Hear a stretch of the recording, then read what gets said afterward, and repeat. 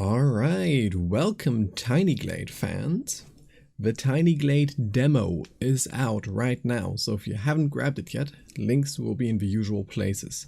Here's 25-ish building tips and tricks to help you get started and hopefully inspire you to invent even more.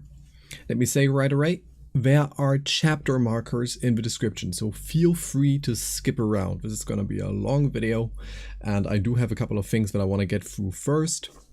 But if you just want to get to the first one, that timestamp is here. With that out of the way, hello, welcome to my video. A few notes. First of all, elephant in the room. How did I get this video out today? And it's a really simple answer. I was one of the playtesters for TinyGlade. I got lucky in the lottery, so to speak. And I'd like to thank the devs. I would like to thank Tom and Anna for giving me access to TinyGlade. And that's how I could make this video. Second note, what is this video going to be? This video will not explain sort of basic mechanics. TinyGlade has a lot of little interactions between its individual bits and pieces that you can discover. It has a nice element of exploration to it. This video is going to assume that you've either already gone through that or you don't really care about finding out for yourself, because some of these are a little obscure, admittedly. What this video is also not going to be about is, let's call it composition. There's more creative, more talented people out there who know more about architecture and can tell you more about how to bring depth to a building and how to make a building more interesting through varying the shapes. It's also not going to be that. What this video is going to be is using the bits and pieces that the game gives us in unexpected, sometimes even unintended ways. These tips will range from absolutely benign, self-explanatory. You're going to tell me that I didn't need to tell you that because you would have figured it out on your own, to absolutely esoteric. Esoteric to the point that there is a chance that some of the things that I'm going to show you here today are going to get fixed because they are based on bugs in the future. But if it should turn out that something that I've shown you here has been fixed, I'll try to pin a note in the pinned comment. Yeah. Anyway, my hope is that by giving everybody a head start, showing all of the techniques that I've developed or that I've stolen from other people in the playtester community, maybe we can kickstart the TinyGlade community into finding even more, even better techniques, even sooner. That's my hope. And alright, without any further ado, let's get into it. I'm currently in this little Roman temple build that I have, and essentially my plan is we're gonna look at a few of the builds that I've built. We're going to look at some of the techniques I've used to make them, and then we're gonna hop over here into a blank glade and replicate them so that you can see how it's done. Might even have to start a second one as these pile up, because it's very difficult to do everything in one world, but well, let's get started.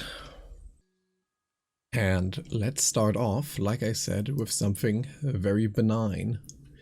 These little like walled in flower gardens that I've put in this build, I've put them in other builds. Let us check those out. So first things first, we're gonna need a house. Now how I place this is gonna be very important for how the rest of this video goes, but let's try not to worry too much about it. Bob Ross principle, happy accidents. Alright, and just for my reference, let us put a door here. And then grab this freehand wall tool for drawing these. Go in here, hold control so that it doesn't snap immediately. Draw down, try to get a right angle in there so that it creates these large corner bricks. if you're a little too gentle about it, you might end up with, you know, either a sort of circular corner or can't be gentle enough. There you go. That sort of empty corner. Gotta call it an empty corner, whatever. Anyway, once we have that started, just draw it the rest of the way. Keep holding control so that it doesn't snap. Another corner. Perfect. Paint it in, bring it down, and presto. Now this is actually rather convenient because the game immediately gave me flowers next to the wall that I could just draw this around. But if you're not that lucky, use the flower brush. You can sort of bring it from inside the building outwards until you have flowers in your flower pot. You can use the path brush to make it not overlap the sort of wall boundary. Force it back in there a little bit. And then the other thing is, if you start erasing the flower brush again from the inside, you can get some of these bushes smaller.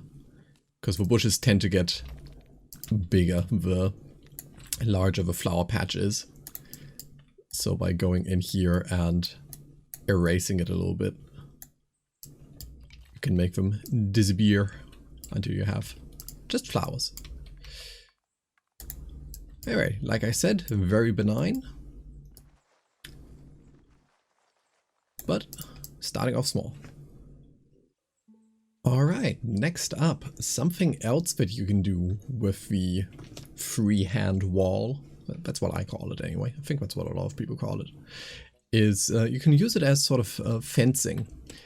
If the demo build, and to be fair, I don't 100% know, but I just kind of assume, if the demo build that came out today is the same as this one still, then we should still be locked out of drawing fences. But you can just substitute walls. I do believe that in the UK, a lot of footpaths have stone walls around them. Now, if you're wondering how I get these so straight, because that's part of this trick, then let me show you. So going back to our little test bed, let's draw a similar sort of path pattern. Actually, for added effect, let's just do one side first. Now if I tried my best to freehand draw as straight a wall in here as I can, beyond the fact that the path isn't perfectly straight, that's alright. I mean, it's serviceable, but try it differently. Here's what I do. I try to align myself as well as I can so that I'm perfectly, the direction of travel of my camera is perfectly parallel to the path, right? When you grab the path brush, kind of move it a bit to get it started, and then don't move the mouse, move the camera with your directional keys. Then once you're on the other side, wiggle the mouse again to make the wall snap over. And now you have a perfectly straight piece of wall. Bring that down. Adjust the path to match. And presto, that's how it is done.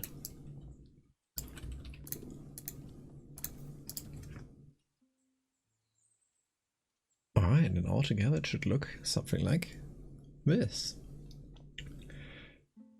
Now let's break up all this mundanity with something a little more esoteric.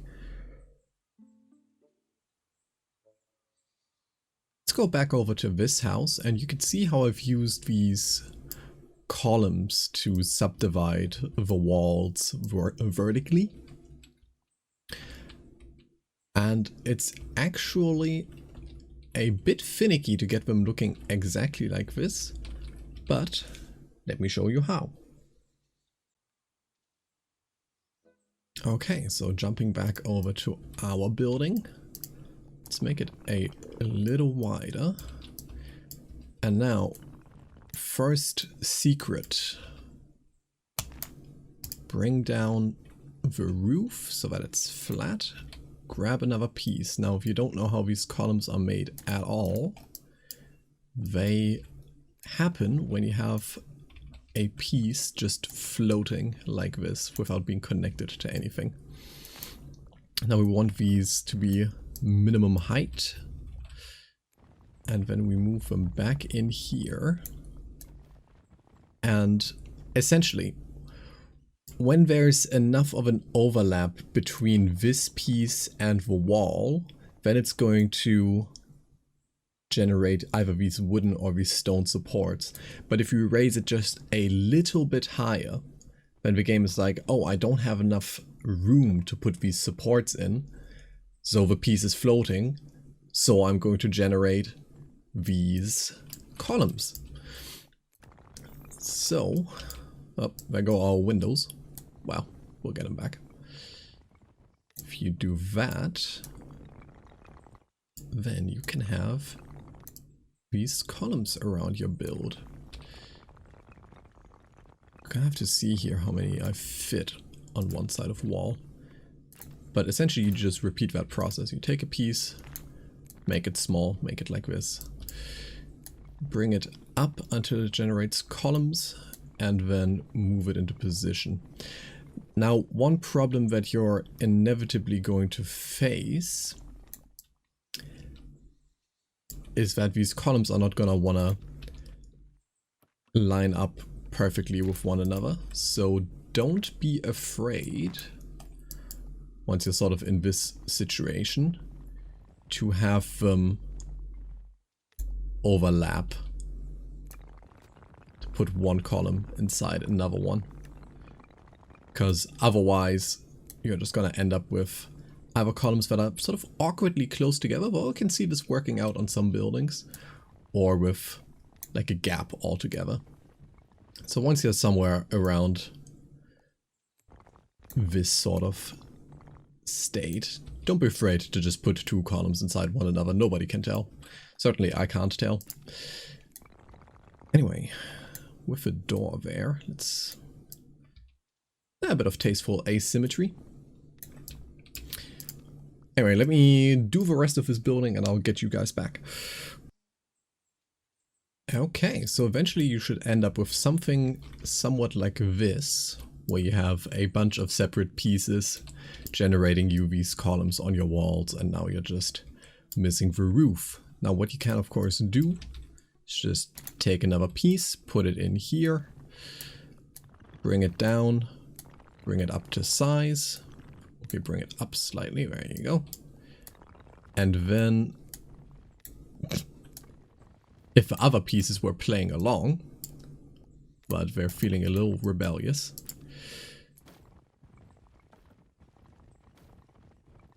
huh, I've never had them do that before. Alright, well, that is fascinating.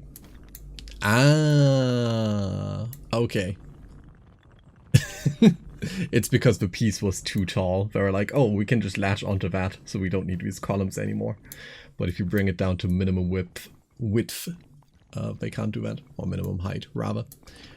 Alright. So yeah, while you can just do this, and presto, you have a roof again, you might notice that at the gaps between the individual pieces that we placed to get the columns, there's some like unsightly seams. So what I recommend doing first is not actually place a proper roof, but to place another flat piece.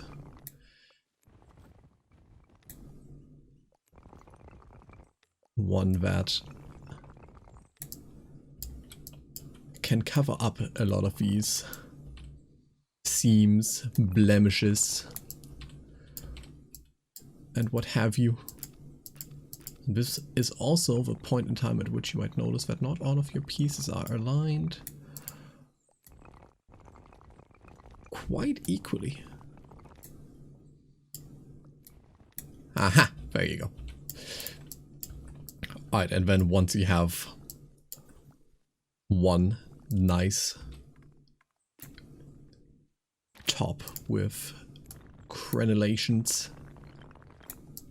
and merlons, then you can put in the roof and it'll just look that little bit nicer, that little bit more uniform when you bring the roof in. Perfect. And that's how you do that. Now, if you want those vertical divisions in your walls, but you want something a little more low-key than those thick columns, especially with the like crenellated tops, here's a different method of doing that, and I think this one is the one that's most at risk of being bug fixed, so to speak. But let's go back into our world and I'll explain. Okay, so I've taken the liberty of going across the street and placing down a second house. And let's say we wanted a vertical division like this right in the middle here, but we don't want to use these columns because let's say we really like the simpler look of these shingles compared to this rather martial military looking top. So what you do, or rather what this is based on, if you have a piece and you have another piece that intersects it, the game generates, gotta get in here, the game generates this column of bricks between the two to kind of bridge that gap, right? You can see them appear right there.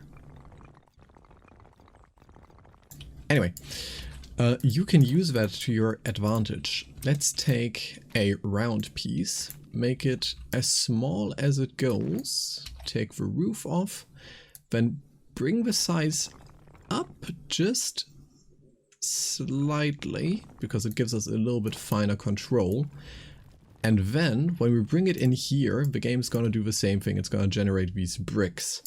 However, if we shove the entire tower in there, you can see that those bricks that the game generates close in on one another. And when you have them just touching, then you get this nice vertical division. And the reason why I said bring the size up slightly is because purely with placement I can't always get them quite this nicely, so I might have to stop a little bit short and then do the rest of the fine adjustment by adjusting the radius on the tower. Now, the one problem you will encounter is that you can't quite get it to the top without getting one of the merlons coming out of the top as well. And on the other build, I just sort of hid that with strategically placed dormers. But you might find a better way of hiding that blemish. This one's especially bad. Let me bulge out the roof a little bit. There you go. Nobody will know, generally. But yeah, that's a way of achieving the same sort of subdivision, but with a different method that's a little more low-key. Alright, so let's say you've built a house and you're starting to build a garden and you're like, man, this garden needs some place to sit. You might be inclined to build like a pavilion like this, which I'll show you how to do. But what if you then also think, man, this place needs like a fireplace, like a campfire or something, right? And that's what this is really about, because this is the more interesting technique of the two. Now, this is something like a campfire. I mean, it certainly is like a pile of wood, but it's the closest analog that I found yet to like a proper campfire looking place. Anyway, that's what our next step is gonna be about. So if we go back in here, I'm going to use this empty plot of land for this.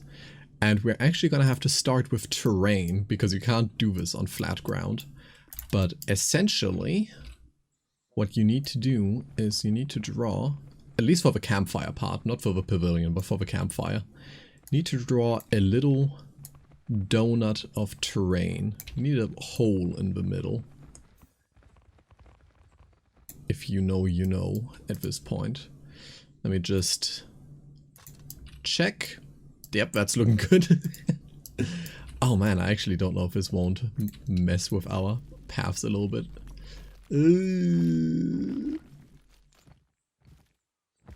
We'll make it work. Anyway, you may have already figured it out. If you have a bit of terrain with a hole in the middle, you can stack these lanterns down into the hole. And if you arrange them in a sort of circular pattern like I did there, then you can see that those top beams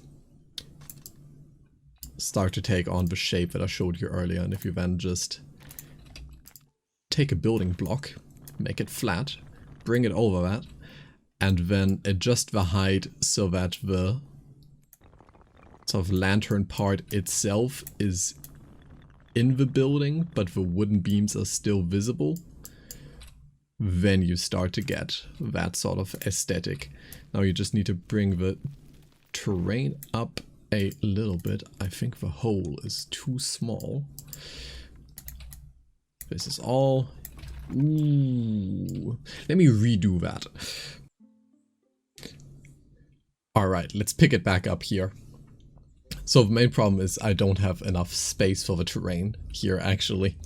So we're just gonna kind of do this on the corner.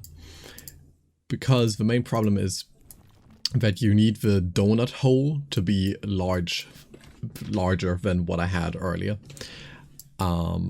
Primarily because you need to raise the terrain up a little bit so that the tops of the lanterns are close enough to the ground that the piece that you fit over them when you bring it down can still generate stairs on the side, because otherwise it's not going to look much like a pavilion.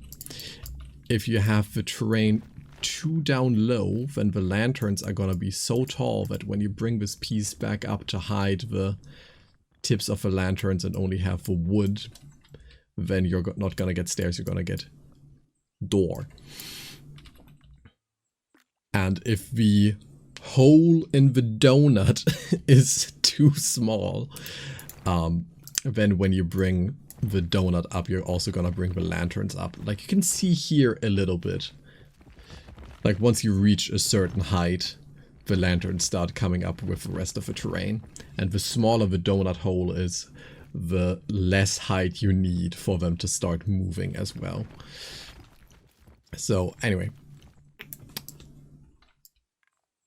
this is about right. Let's get our tower back in here, make it flat, bring it down to about here, make it a little bigger,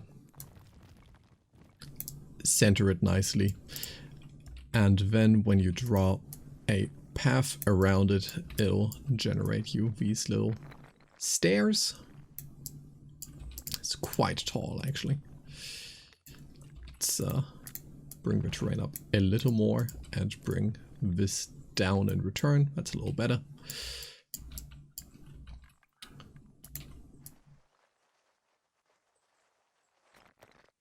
Also got a couple of errant Merlons.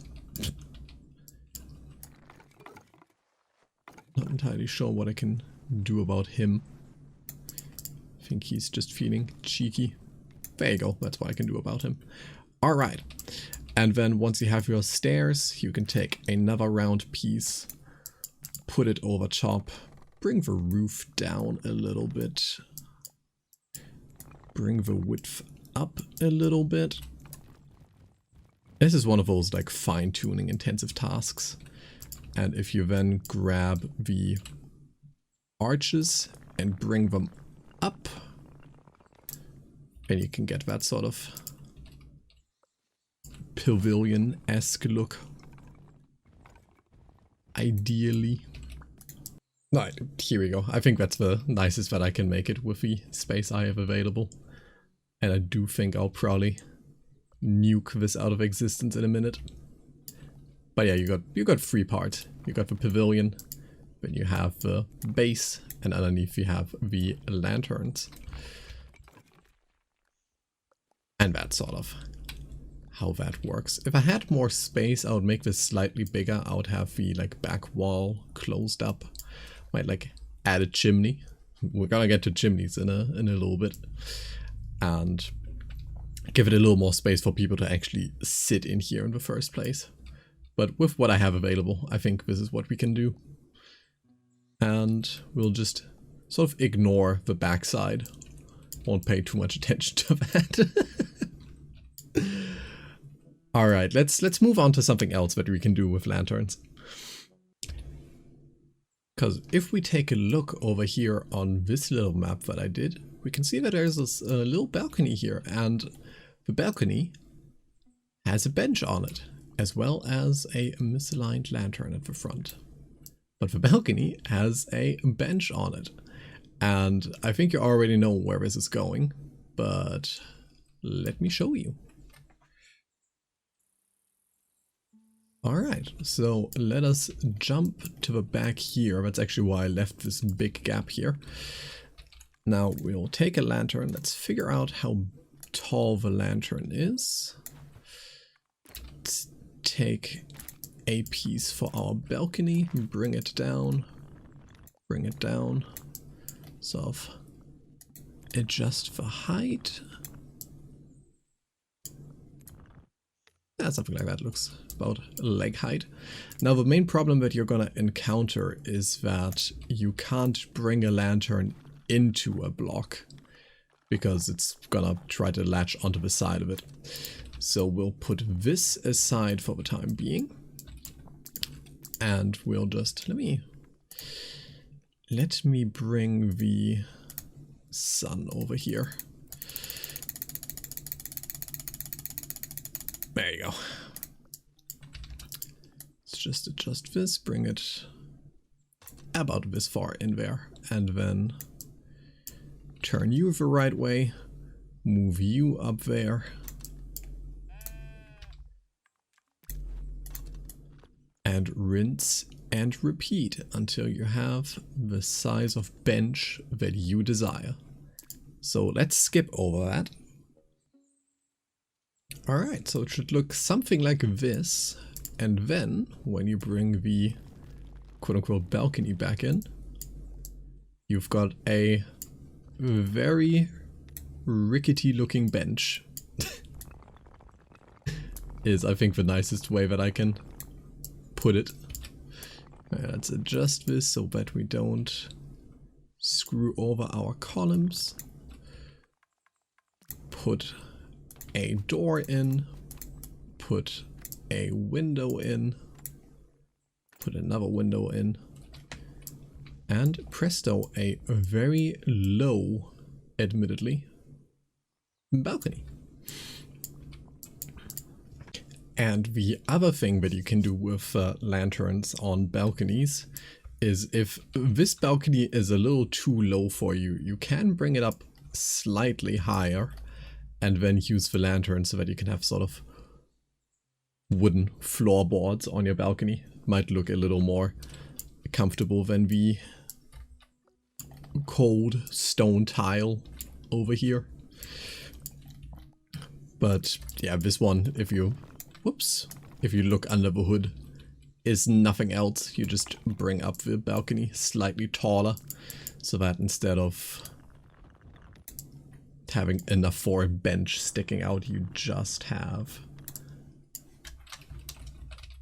the tops of the beams looking like they are the floor. That's crooked now. There you go. Okay, but I think let's do one more thing with lanterns and then we'll leave lanterns behind us and get back to columns. Now this is technically something that I think would be better done with fences, but since we don't have fences yet, I've done it with lanterns. You can use lanterns as sort of wooden support beams if you want a building to look extra rickety. At least that's what I try to achieve here. I want this to kind of look like a rickety shack, like the only person that survived the downfall of Visse Manor is like the housekeeper living in his like little janitor's shack. And I sort of used the lanterns in order to achieve this sort of look. But I don't think I need to entirely explain how that was achieved. I think you can tell for yourself. Nevertheless, let me add one of these to our world before we move on, and you'll see it in the background later. Alright, so I said we would continue with columns, so we will continue with columns, but actually I want to get into something a little more practical here soon. But going back to the temple that I showed you right at the start, I think you could probably figure out how it's done. Can I just pull you out of here? Yeah! So that's how I do that. But let us start a new glade. Let me put down a little temple front like this, and let us move on from there. So go in here, and I just want a front. I don't want the entire building. Bring it down, bring it down, bring it back as far as we follow it. Put building on the backside of it. Alright, bring a piece up to the front, make it triangular, bring it down, and bring it forward. Now just doing this, you do already have 2 columns, which is great. But we do it earlier. Bring it out piece, minimum size, minimum height, bring it down, bring it down, bring it down. Move it inside these 2 overlap, probably. Perfect. Do it in. Go, bring it down. Bring it in. Give this a little wider one. And we bring these in a little bit, because I don't know where that's loading. There you go. Bring it forward, bring you down. Bring it back, move this way. That way. Okay. And we'll sort of leave it at that. We could do a lot of things to make it a little more aesthetically pleasing. Give it a few more bells and whistles, but I just want the suggestion of a temple front for now. And now that we have a temple front, let's get into some more practical matters. Namely, let's get back to castle architecture. So we have a temple front, let's protect it. Let's build some walls and defenses. Now what we're gonna start off with is health and safety. Let's start with stairs. Because these sorts of balustrades, railings, railings of a stone kind, you don't normally get these with stairs. You also don't generally get stairs this tall. So let's keep that in mind as we go back to our temple. And the other thing is, look at these matriculations. I think you can also already tell how these are done, but let's get into that. Let's get into stairs and let's get into matriculations. All right. Okay, so on the topic of stairs, let's do health and safety first. We once again use the freehand wall tool. And the way that I do it is I go as vertically as I can. Hold control so that it doesn't snap. Start somewhere around here. That is perfect. And then just draw a bit of wall. Like this. Now, color it in first, because now we're gonna start cutting it apart. So that we can adjust the individual segments for how tall it needs to be. At that part of the stairs, I will say these are some hefty steps. I don't know if we can get these looking a little more. Let's use one other trick. Let's grab a second piece, bring that down, bring it in a bit, and then yeah. By adding this second piece at the bottom, we can get an additional step in there. And probably if we took another piece, bring it down, bring it in, Whoops, don't turn it. Thrust it in there and then make it slightly taller. Yeah, we can just barely get another step in there. That's already looking much better. Now, I'm going to delete some of this path. I want to do all of it, and we do it instead. To bring these corners back in. This is not a problem that you invite for yourself when you start to play with the stairs too much. Can be a bit of a finicky process, but with enough patience and just not looking at the parts that we don't want to see. Now, yeah, I can do it. Grab a freehand brush, bring it here, bring the wall across, paint it in, cut it into, bring it down, and now we have some slightly nicer looking stairs compared to what they were earlier. There you go. Now let's put in a wall. I said we'll be protecting this temple. Let's put in a wall somewhere around here. Make it wide, make it flat at the top. Bring that in slightly because it will cause problems in a minute. Anyway, let us build a staircase to the top of a wall. And you're gonna say, I can't build a staircase to the top of a wall because... Let's bring this down, make it do stairs. And let's bring it back up. That's as tall as we can get. And you are correct. However, where there is a will, unfortunately, there is a way. So, let us ignore using paths. Let us instead grab the wall. Bring it in here. Hold control so it doesn't snap. Draw a segment of wall. And draw a segment of wall. Adjust that. Oops. Hold control and adjust that slightly. Aye, aye, aye. There you go. Oh, you know. Oh, it's in the middle. Let's start in the middle. Bring this left. Right end. Bring this right. I need to see what's this.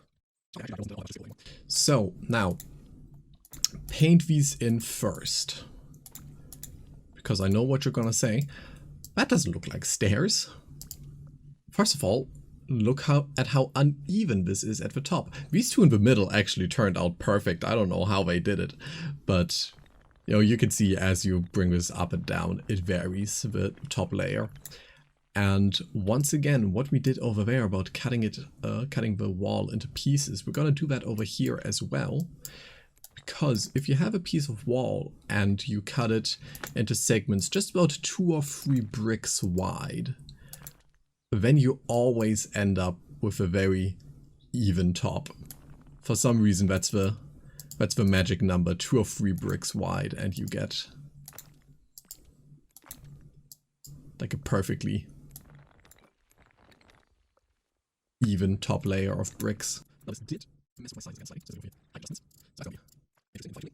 Anyway, that's what you do. And then once you are at about this height, you should be able to grab a piece, bring it down, and ideally bring it down some more. There you go. And ideally, you can now use the normal stair feature again. Once you've sort of gotten down to this height, it should be low enough that you can use normal stairs for the rest. However, because of those... Is this crooked? Is this not 90 degrees? Did I forget to align it? Yes, very slightly. Alright, well, all these because we actually need one wall here, and I know I need to go for myself because my cursor knows it. Snap all these into pieces. Alright, so we're just going to do it. Start out here, bring it across like this, and then just delete this out of the Where there is a will, there is a way. Bloop, bloop, bloop. And it's like a project there, but let's keep going. Bring that down, make sure it's actually right angle this time. Bring it back up. Perfect. Alright, now I just need to add back in the remaining systems. I'll do that off camera. But yeah, that's how you get stairs up to taller structures. You do it by hand. That's really not that bad. Alright, so now that that is done and we have our stairs, there's obviously still an elephant in the room, namely the fact that we have Merlons blocking our staircase. But it's an easy fix. We take another piece, small as they get, And we put it in there. And I probably should have. Yes, I definitely should have. Alright, do as I say, not as I do. We'll place it against the wall so that it's actually parallel. Bring it down, bring it down. Then move it over here. And move it down. Because the game, seeing that we have another piece here, deletes the Merlons off of this wall, and if we then take this smaller piece and just move it so far down that its own Merlons disappear, then we end up with a gap. Wonderful. And that's our tall stairs finished. From there, let's move on with our defensive wall related adventure. Let's widen these up and let's get to matriculations. As a quick reminder, I'm just referring to these overhangs, and we'll do them for the walls and we'll do them for the towers as well, because there's a little bit of like practical advice that I have for towers specifically. So if we jump in here, I'll put like a separate piece for a gatehouse in the middle. And we grab another piece, bring it here, bring it up, make it short, make it flat. And then it looks just about all right. Sorry. Didn't mean to pet that sheep. Alright, and we bring it in until instead of the wooden beams we just have the stone supports. If we just do that, then we get something that looks a lot like matriculations. There we go. That's sort of the amount of overhang that I like. Just gotta bring these back here. So now we have a decision to make artistically.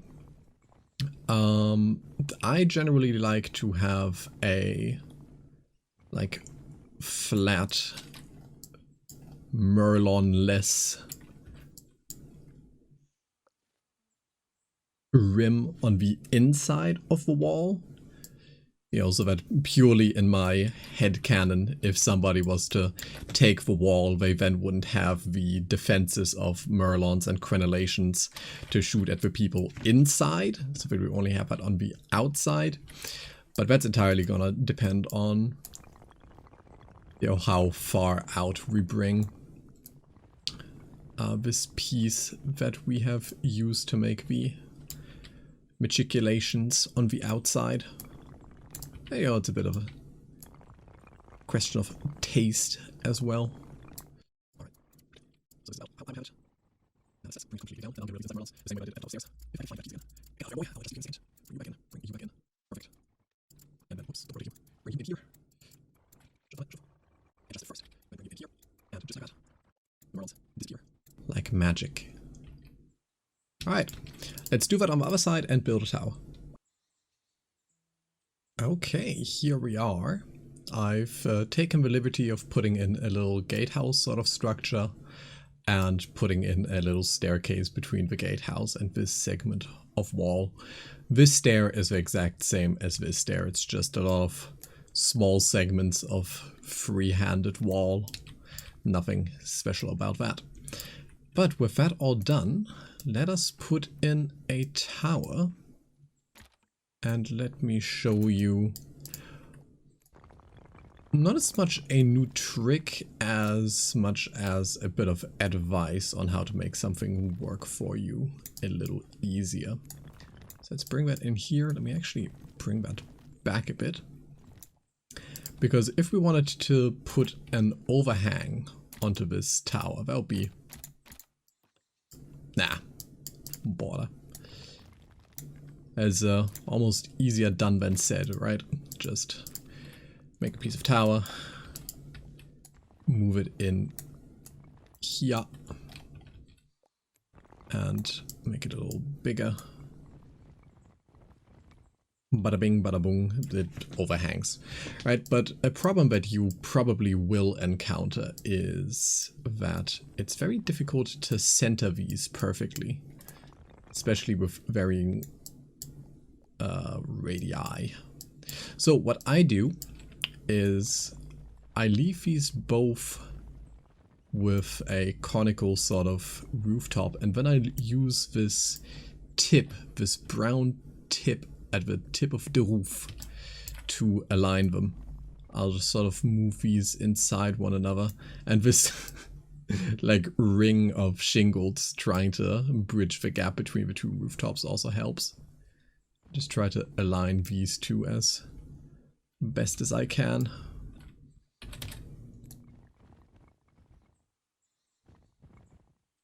And then once I have these just about perfect, then I can bring it out a little bit. Remove the roof so that I only have merlons and crenellations. And presto, that is pretty perfectly centered. So for the purposes of our building, let's just put a couple of windows in.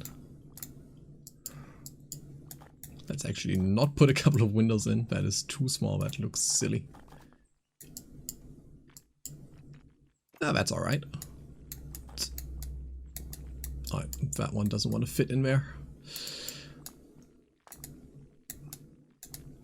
Oh, come on. Your friend did it. Why can't you? Oh, I also can't touch your friend anymore. Oh, it became like a half dormer. I see.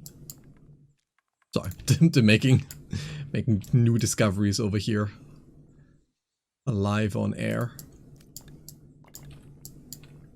Yeah, I could get into that. Just get rid of the flower box.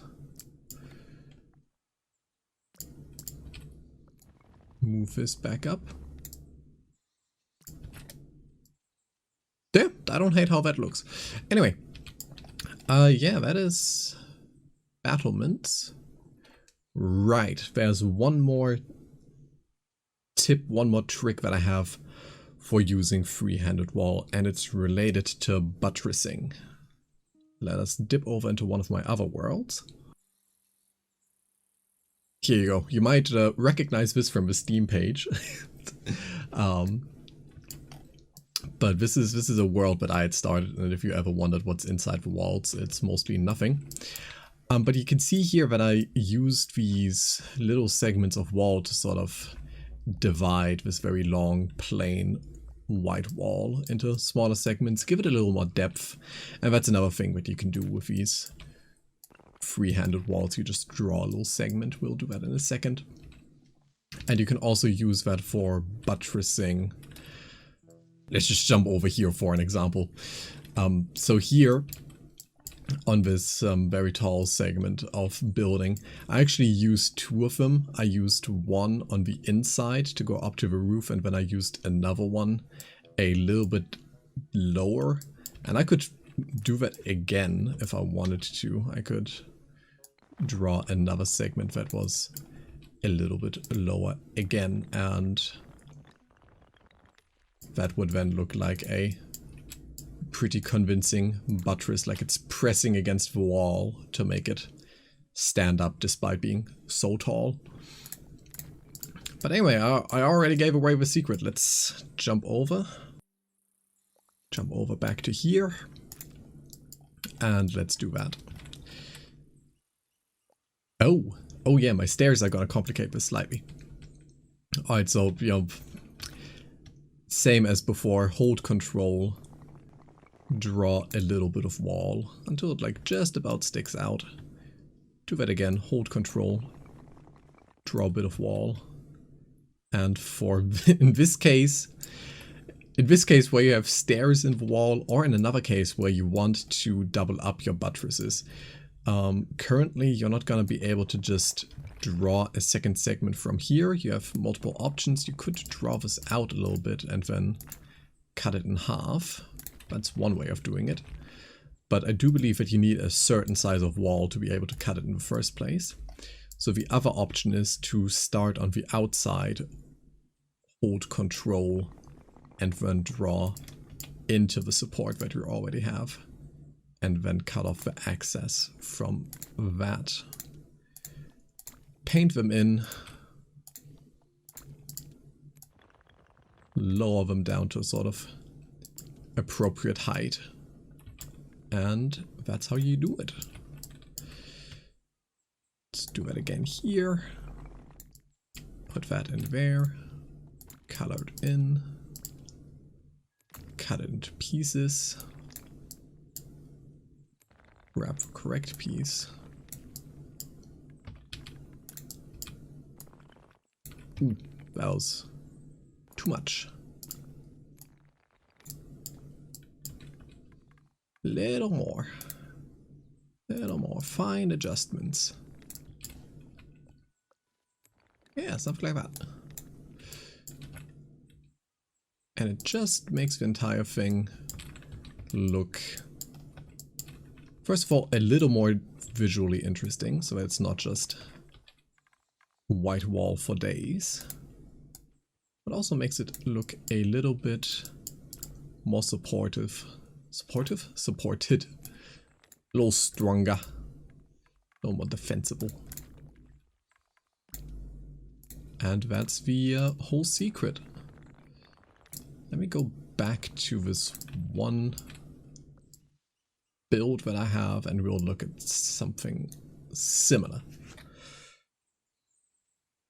Alright, because if we go back to this build, we can see that on this tower specifically, I also try to use this sort of buttressing technique to make it look a little more supported. Got this like brick wall running around the outside of it, and then I have these buttresses sticking up a bit.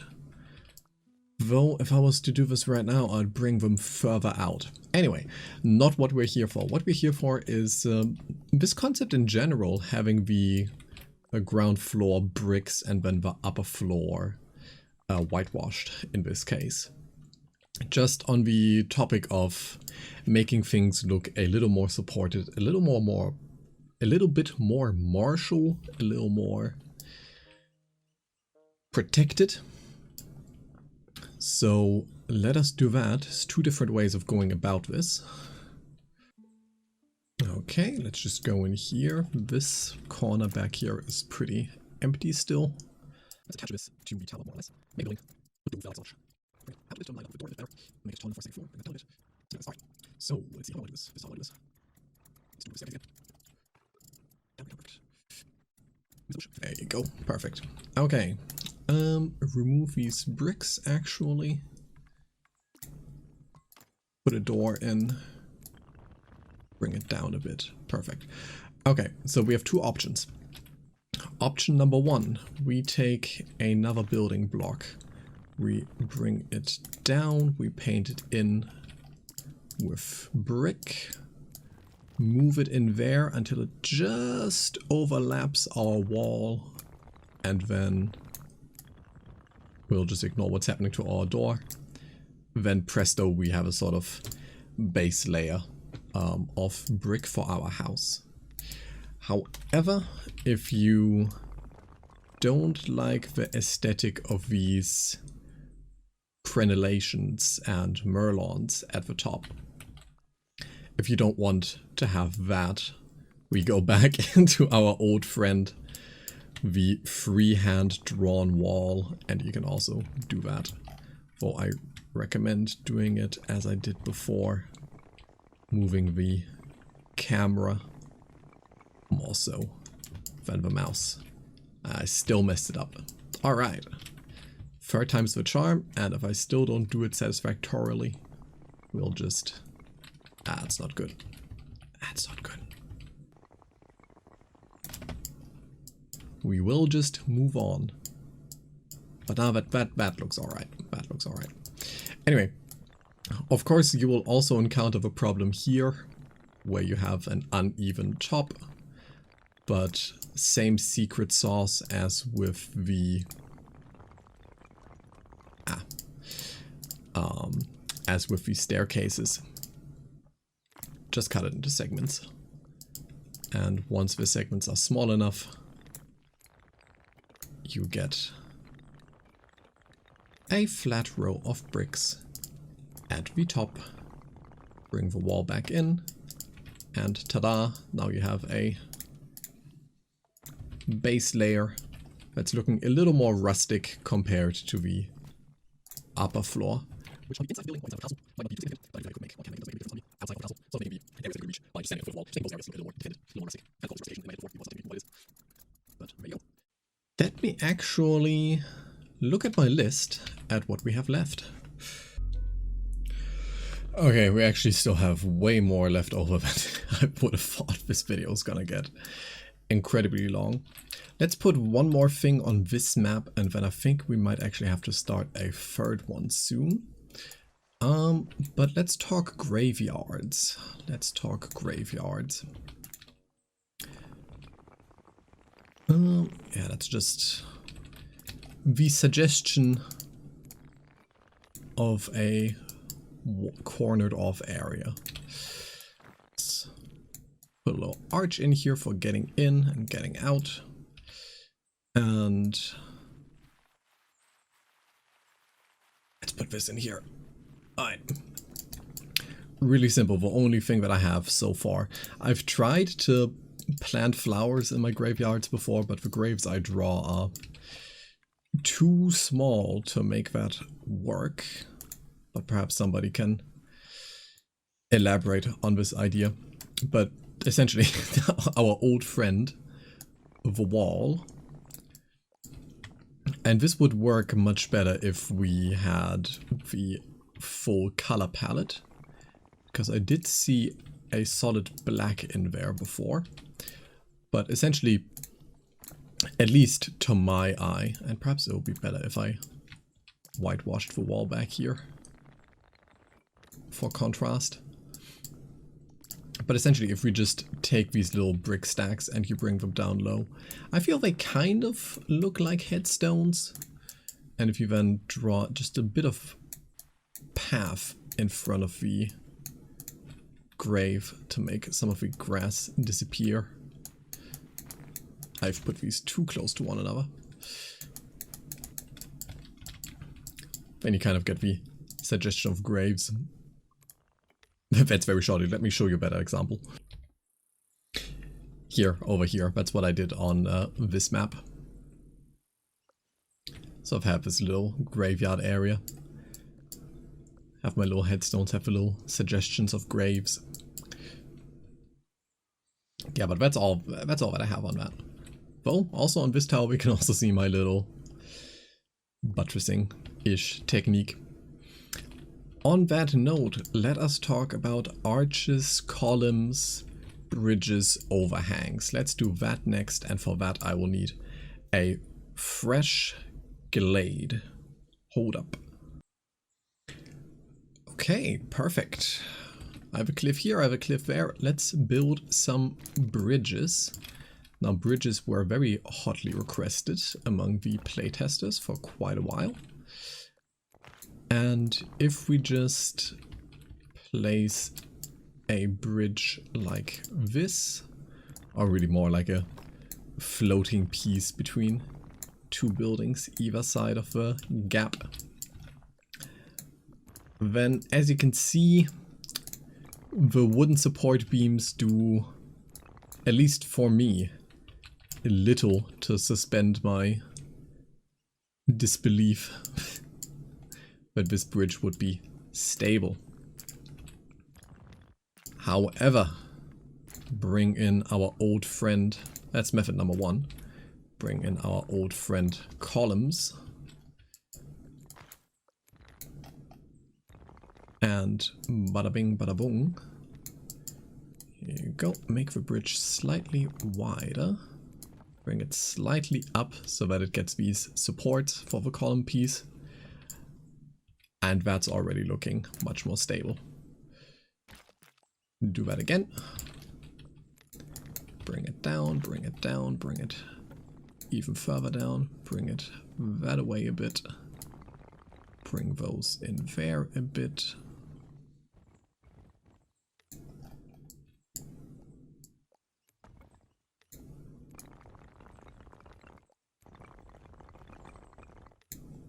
Like that. Perfect. One more piece in the middle so that I don't have this gap here, though if you wanted you could of course leave it. Well, I like my bridges gapless.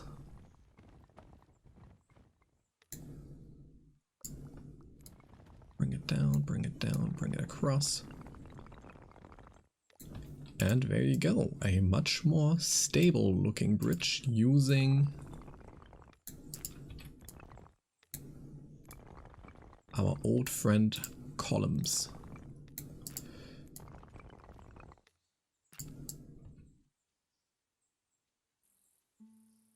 Here you go, I'm kind of starting to reverse the order in which I do these things, but I used this technique on this particular build. For this little bridge between the gatehouse and the castle proper. However, there is a second thing that I want to show you that I used over here on the map with the shack on it. And now, I will admit, it's far from even, but... oh! Never mind. Got the magic touch. But yeah, using arches for your bridges, of course. Honestly, I feel like it would be better if I cut this piece in half so that I could touch the two sides on their own. Whatever. How did I do that? Let's get into that. Okay, so jumping back in here. Probably the easiest way to do this would be place you guys down. Place you down on the outside. But I will need one piece for the road surface. Alright, and then we'll take a second piece. Place that in here, draw it across. Remove the rooftop. There you go. And then you get out of here actually, and you get out of here as well.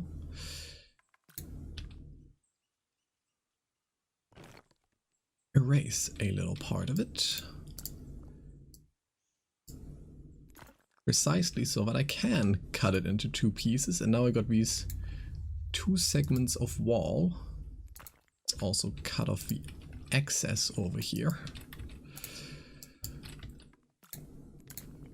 Bing, and come on, boom. There you go. Move that back in there. All right.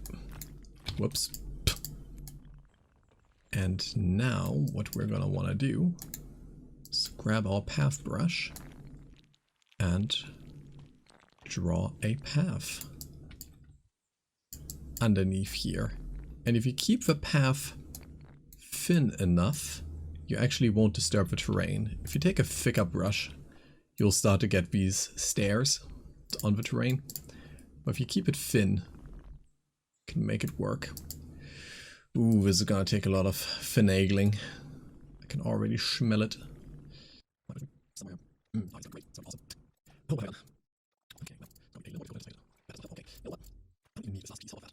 I'll just move you in a little bit closer. Move the path, there you go. Move you down. Move the arches. Also slightly down, raise the top a little bit. Whoops, okay. Draw you across. Put you back in place. And sort of that's the idea.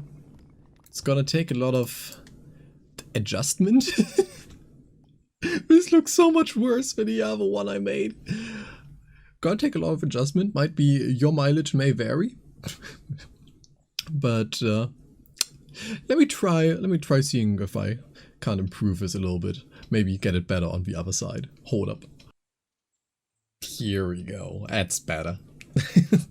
I shortened this segment a little bit to get it down to only 3 arches. And it looks much more even now. I'm getting a little bit of weird ivy growth, but we won't worry too much about that. But yeah, those are 2 ways that I've developed for improving the way that your bridges look a little bit by giving them some more support. The main trouble, beyond getting the arches even, but you're going to run in with this technique in particular, is that the top of this wall you have to keep low enough that it doesn't start to overtop your road surface here on the sides. Because as the terrain goes up, the wall also wants to go up. So you need to lower that down. But if you lower it down too much, you start to get these gaps underneath the road surface. Here you go. That's looking good. You could probably work through that a little bit by moving the road surface further down, adding more pieces, that sort of thing. But generally, as long as you adjust it just right, it should probably work out. Okay, from that, moving on. Okay, let's go back to this map. There's a couple of things on here that I want to try replicating still. And for one, I promised ovens and chimneys, or at least chimneys. I promised chimneys quite a while back. So let us finally do that, and let us start a third glade for that actually. Alright, let's build us a house. Let's put it nice and centered, because there's gonna be a lot of things added to it over time. Anyway, so we have a house. Let's build a chimney. And like all things, it's gonna be made using the freehand wall. This used to be more difficult back in the day, but nowadays it's actually fairly straightforward. Let's make this the back of the house. Gonna start with the like sort of oven bit. Gonna come out a bit. Give it a nice thick solid corner. Go back in. No. Don't you. Don't. No. Why are you doing that to me? Alright. Gotta go from the other side. Give it a nice thick corner. Nah, come on. You're joshing me. There you go. Oh, that looks awful. We'll just go with it. Alright, so now that we know where the oven is going to be, this is sort of the backside of an oven. Like sticking out of the building. Now we can just shove that out of the way. Grab our freehand wall again. Come on, hold control to make it not snap to these two. And just draw ourselves a little circle. Preferably a better one than I just did.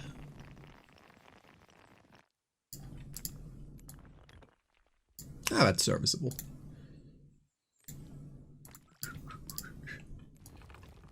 Move that back in here.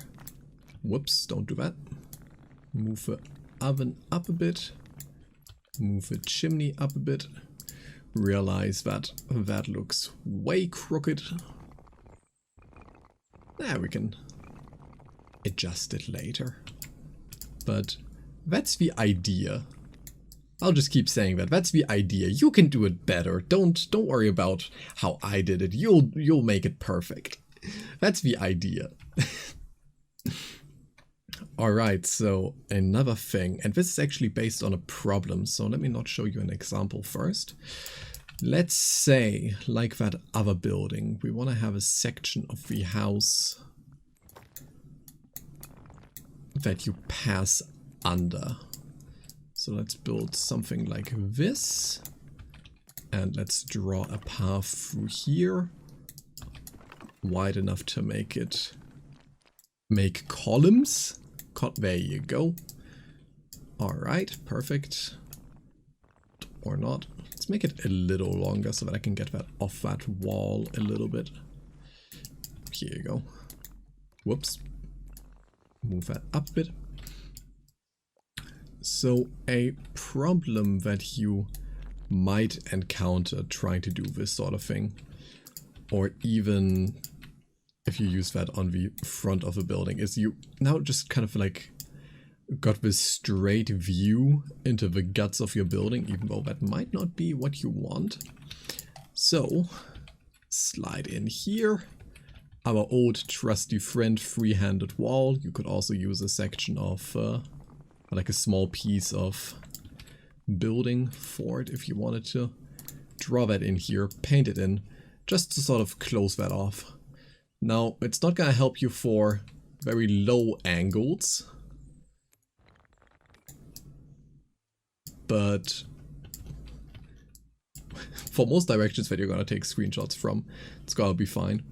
If you want to protect yourself from low angles, then I do think nothing is going to substitute flat roof, bring it down, and then putting another piece on top. I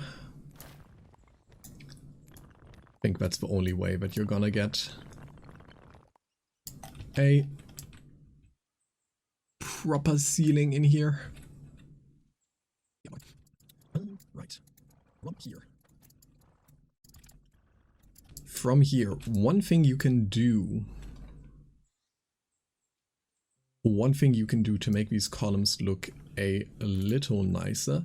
It's not very necessary for these ones, because these already do look pretty nice. Let me do something else. Let's put something here.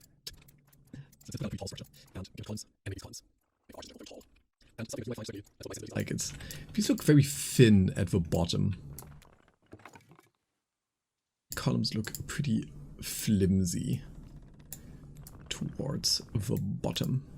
So one thing that you can do to make these look a little nicer is once again take a piece of freehand wall, and it's because it is drawn on a path and it wants to create a column of its own, it's gonna make that a little thicker. It's gonna thicken it up just a bit. Come on. Wonderful. If you bring that back down, then it has that nice sort of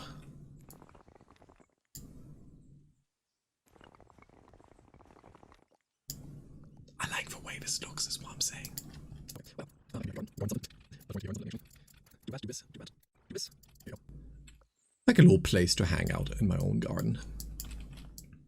Which is actually something that I did for this little test build that I did at one point. And this one looks a little nicer. Just once again, these things that I'm kind of throwing down for this video. I'm sure that you can do something better. Okay, so moving on, we're lacking a front door. And what I'm going to show you now is a mostly defunct technique, I'm going to call it, but you might still find uses for it. So let's say you wanted to place a front door, but you didn't want it to be in the rain. It's rather simple nowadays. You just place a door and you like place a piece above it and you have a covered front door, whatever. It's a lot of different variations that you could do that. In fact, one of them I used on this build, where I have the front door underneath this overhang. However, let's mentally wind the clocks back to the days before we had these like vertical layering techniques. Let's assume that we couldn't stack buildings on top of one another. The thing that we did back then, and the reason why I'm telling you still now, is because you might find a use for this, is you would draw enough path to open up the wall so that you could look into the interior here.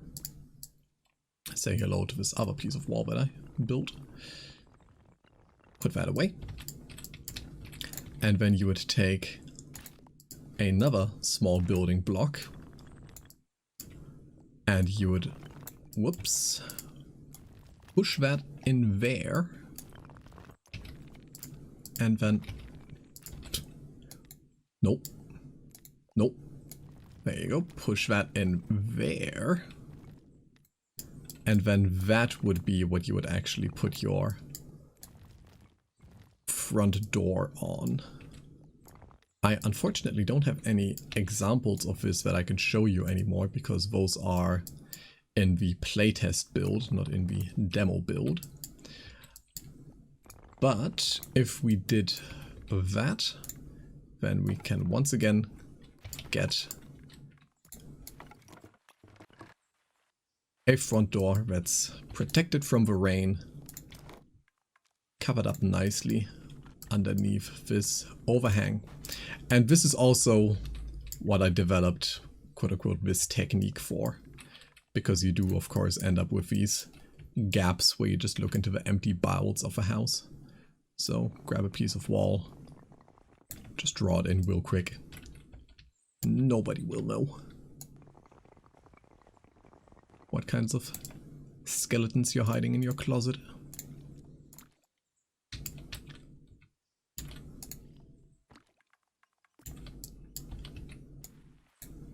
Alright, so that can be our front door. Let's actually put a lantern in here because it is pretty dank.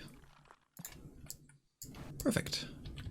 Okay, so we have gained a front door. What's next?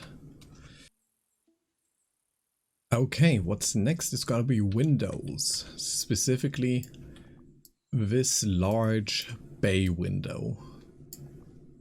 How does one replicate that? Because it might not be as easy as one would think. At the very least, it's not as easy as it should be right now. But I've been assured that this will actually become easier in the future. I don't know if it already is for you, but it might become so. So, bay windows. This is the biggest bay window the game has for us. And for this wall, it's serviceable, but it does seem a little on the small side. So, let us grab a round tower piece. Bring that down, bring that down. This is chunky. Where the other one was small, this one's looking a little chunky for this house, actually. Oh well. We'll manage. Now, the problem that you're gonna get. Let's put our first window in. You sort of like slide it up underneath here. You're gonna have this problem where the tiles from the window will start to intersect with the ones from the roof. I remedy this just by making this roof bulge out a little bit and adjusting my placement. Alright, I'm gonna place it just about here, maybe a little more that way, so that I have this like wooden support around the middle line of the building. But now, if we try to place our second window, the game's gonna be like, that doesn't fit, and I'm not even gonna let you make it a bay window. It doesn't want to let us place it. That doesn't mean that we can't.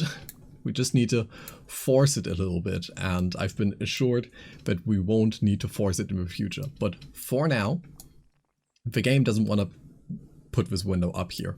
However, every time that you touch the window, it moves a little bit. And with enough persistence, you can in fact force it into place.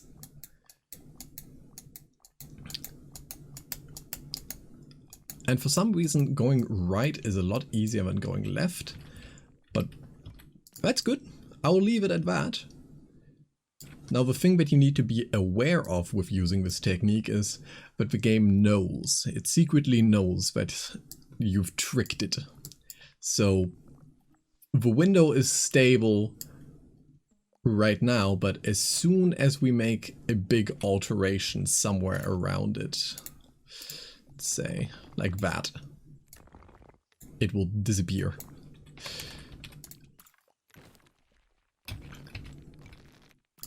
So just be aware of that.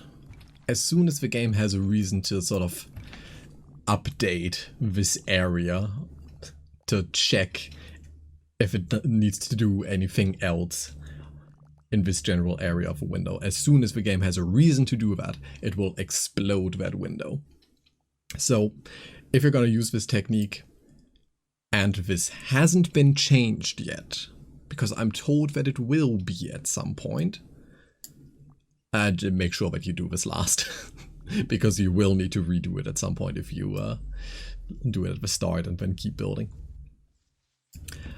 But where there is bigger windows on a wall, there's also bigger windows on a roof. And we can sort of see it here, though what I'm going to show you is going to be slightly different. But this is the sort of idea, to have another piece of wall sticking out of the roof instead of the regular dormers that the game gives you. But this is the only example that I actually have saved here. So let's get into that. Let's actually make this roof a little taller, because otherwise I won't be able to quite make it fit. Now this I think should be pretty self-explanatory.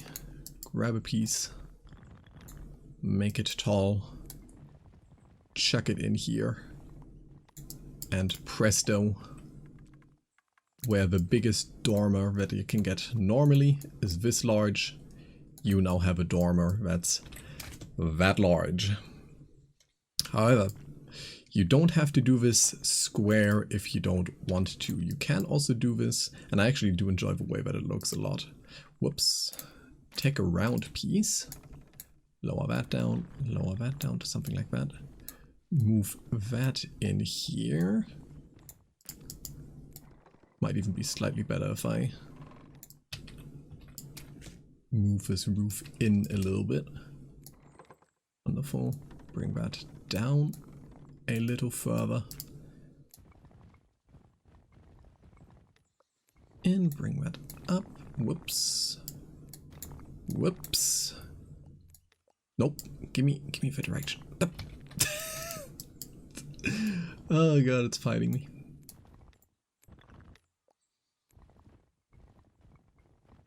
Here you go, like that. And then you could put a window in here. I actually quite like the way that this round one looks. Especially with the little, like, semicircle of, more like a semi-oval of shingles around it. But yeah, that's, you know, two different ways of having slightly bigger dormers than the regular ones, for comparison. And that's one way of having a slightly bigger bay window than the regular one. Okay, but if we are already talking about bigger windows, how about this for a lighthouse? And this you can actually make work without having to force the game to do this. I'll show you in a second. But one other thing that I want to direct your attention to is this is also one place where I've used this bricks at the bottom sort of design to make it look a little more solid at the bottom. But yeah, this is actually not on my list. But let me show you real quick while we're here. If you take like sort of the minimum size of tower, square one, and you place a window not on the wall but in the corner. If you take 3 of those and you place 3 on the opposite side, I'm going to guess that the game checks collision like towards the middle point. Sorry, scratch that. I'm going to just guess that the corner windows are a special use case, because while on a flat piece of wall,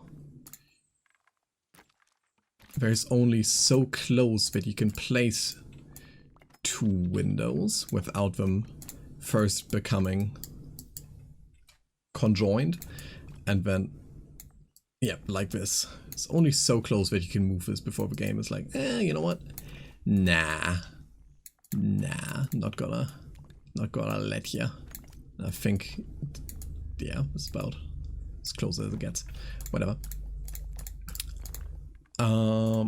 In this particular case, with these corner windows, you can in fact slide a single up in between them. Like this. And without having that like brick seam. Now it's a tight fit, but it's stable. This isn't one of those techniques that will explode on you once you start drawing path underneath. This is stable. The game lets you do this. You don't have to force it to let you do that.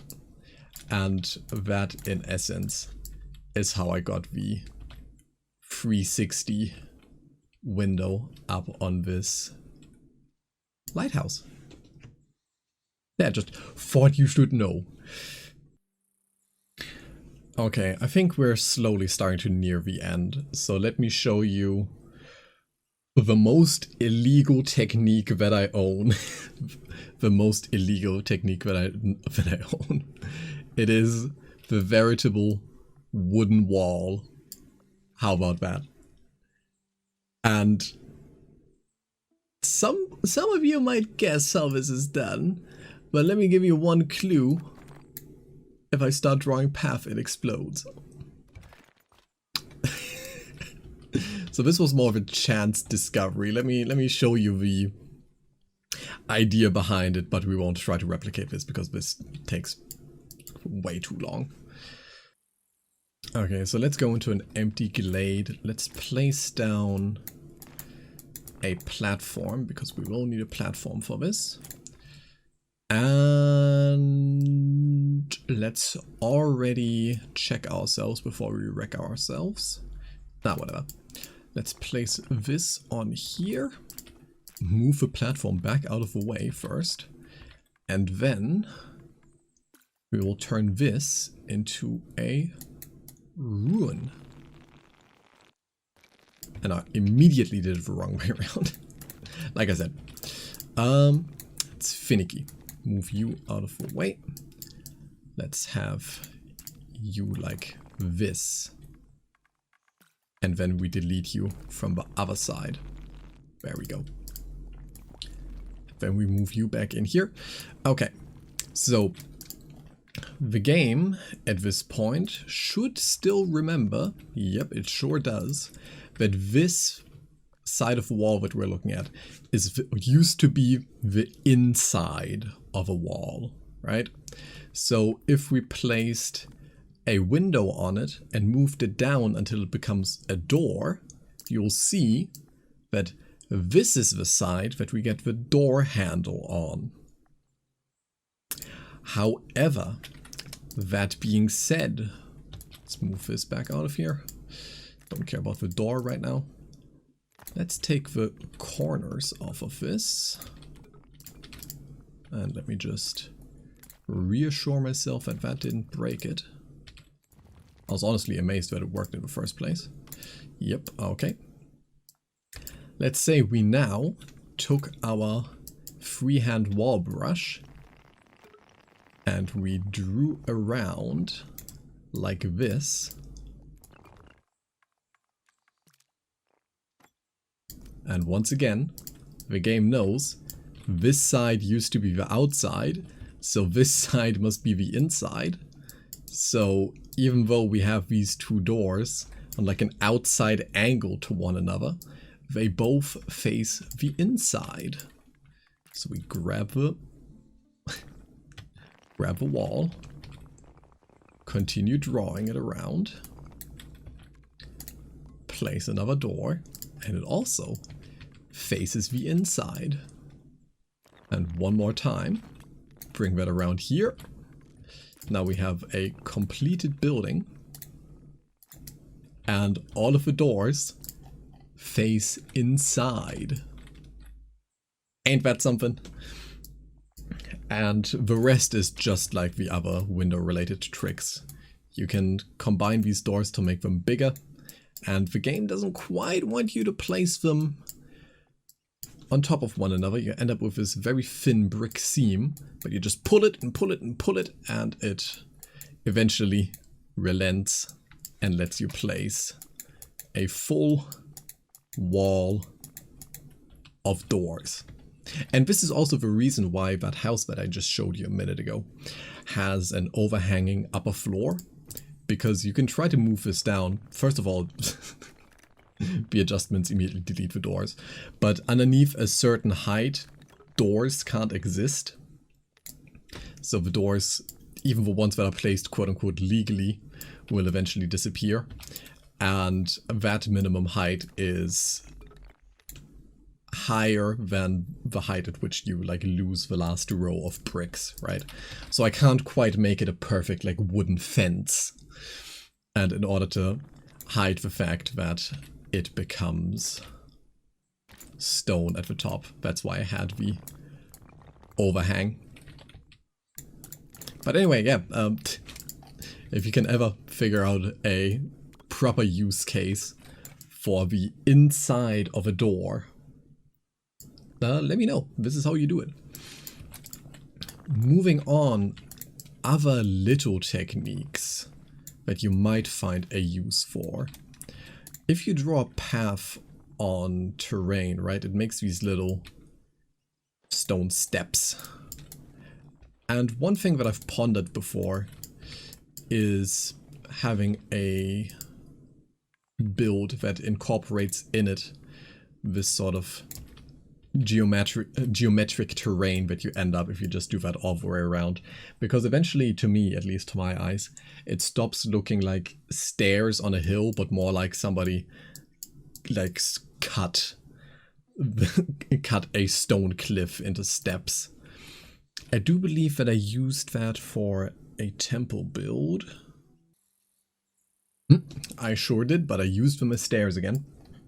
So you can see I extended the stairs down by using this terrain. But I do wonder about a build that incorporates sort of geometric terrain like this in it. Just an idea. Just an idea. Not even much of a technique. An idea. Another thing that's more an idea than a technique is what I did here. All of these are just flat rooftops. The terrain slowly rises towards the back of this area, right? And I kept placing sort of minimum height building blocks on top of it so that it kind of looks like a paved road. Sometimes it worked better than other times, but that might be something worth doing. Just, you know, food for thought. Okay, sorry. This is a great one.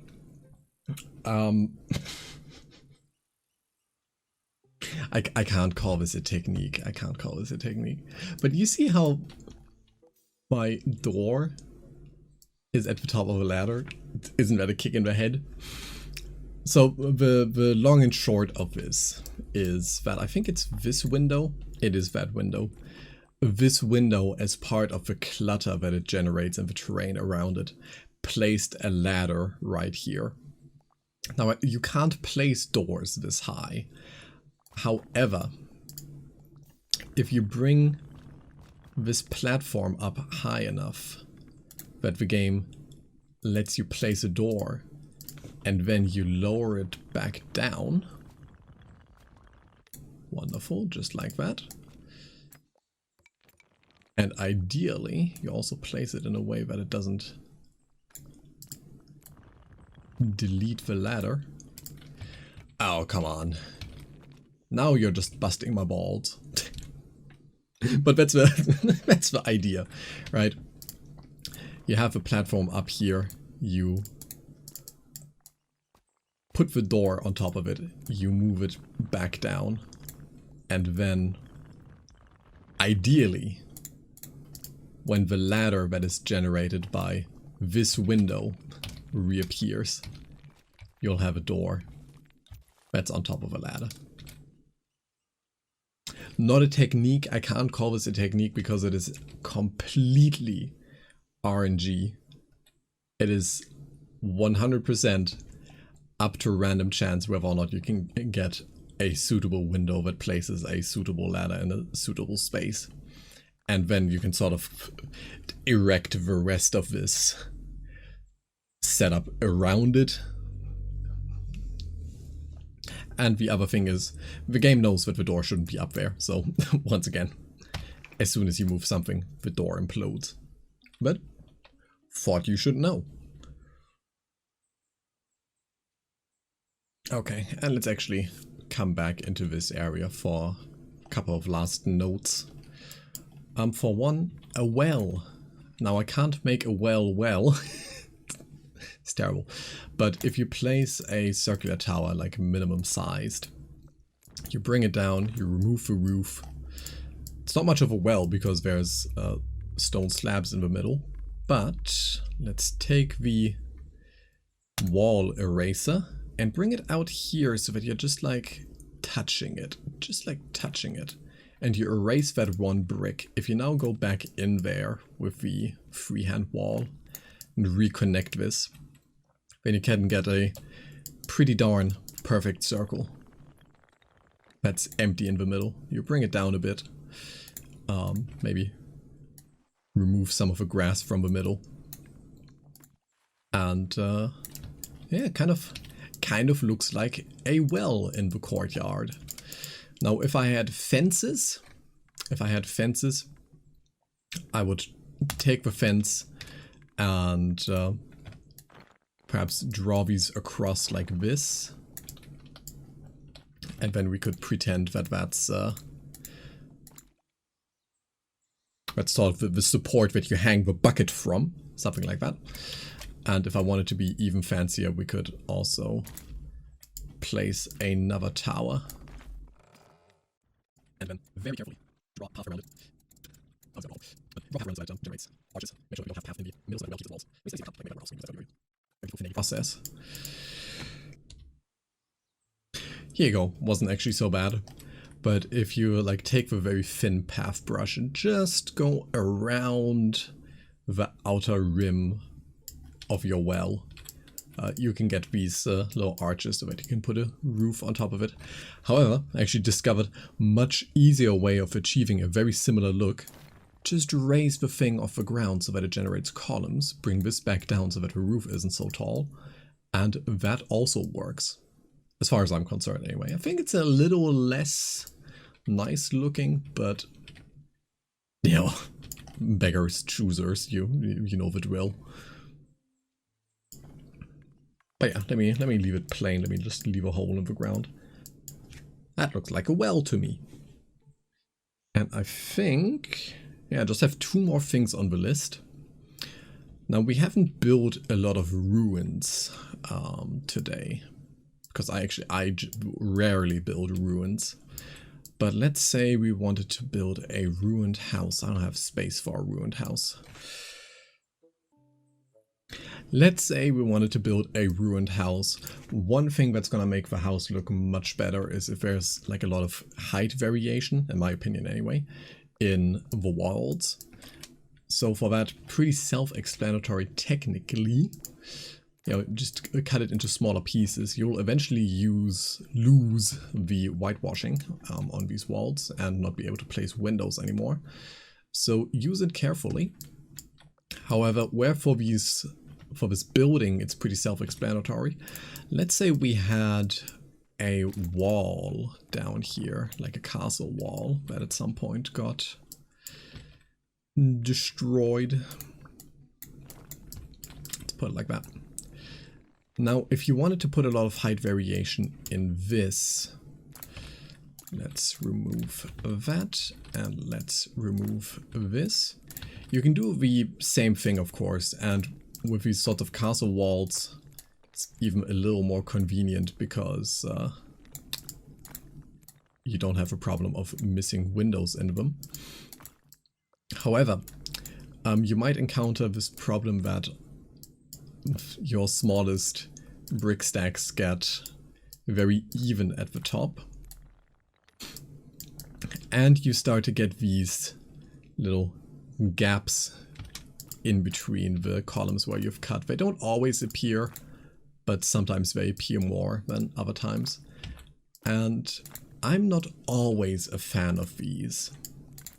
So, going back to our old friend, the freehand wall, I have in the past just drawn a lot of segments of free-handed wall, because you can overlap these in the middle a little bit so that even after you've cut it, or rather you don't even have to cut it, but so that you don't get gaps in the middle, in between them. I will however say, now that I'm doing this, this snapping wasn't always here, because this used to be a lot easier. Anyway, and also if you draw little segments of free-handed wall, you can once again use this deletion brush to get smaller segments than you would otherwise be able to cut. Let me do that a few more times so it really becomes apparent. So, you know, I draw a piece and I draw it all the way in there until it overlaps. I delete off the back of it and I get this like single brick long segment of wall. Smaller than I could ever cut it with the scissors. Let's not make that bow out, but put that back in there. Might even, whatever. Take the deletion brush, delete a bit. Now I have a segment that's about that tall. So you kind of get the idea, right? If you take a segment of wall and you cut it, there's only so small you can cut it, and it'll end up having these very even tops, which was a boon to us earlier, but now it's a bit of a drawback. And you end up sometimes with these gaps in between the bricks. If you draw the wall freehand, then you can make it overlap so that you don't get the gaps, and you can delete with this brush off the back as much as you need to get thinner pieces. Alright, here I thought I was done, but we are not done at all. There's a few more things for us to get through. And this one specifically, I'm indebted to one of the people in the Playtester Discord. Two? Yeah, I'm indebted to. I don't know if I'm allowed to name names, so I won't, but this isn't my own invention, but this is a slightly easier and different way to get taller stairs. And let's do this right here. Let us just put another window on this side and work our way up there. But what I showed you earlier relied on making each step out of wall. How about we make each step out of building? Let's take the minimum size that we can get and let's attach that there. And you might guess where this is going. Let's take another one. Let's take another one. Let's take another one. Let's take another one. And so on and so forth. Give them all a flat roof. And then begin adjusting. Whoops. Touch the correct one and begin adjusting. Adjust up. Adjust lengthwise so that it's about a step wide, and do that again. On the other side I did it the other way around actually. I went from the outside in, now we're going from the inside out. And I went from bottoms up, now we're going top down, which does make this slightly more complicated. At least as far as grabbing the correct pieces goes, but I think you just about get the idea. This is a little less finicky and a little less time consuming, I think. What you save in convenience, you kind of, I don't know, I don't want to say you lose necessarily, but you do get some issues with these overlapping blocks. However, that being said, the other great benefit to this method is that it's not as height limited as the wall method that I've presented. Alright, let's do it.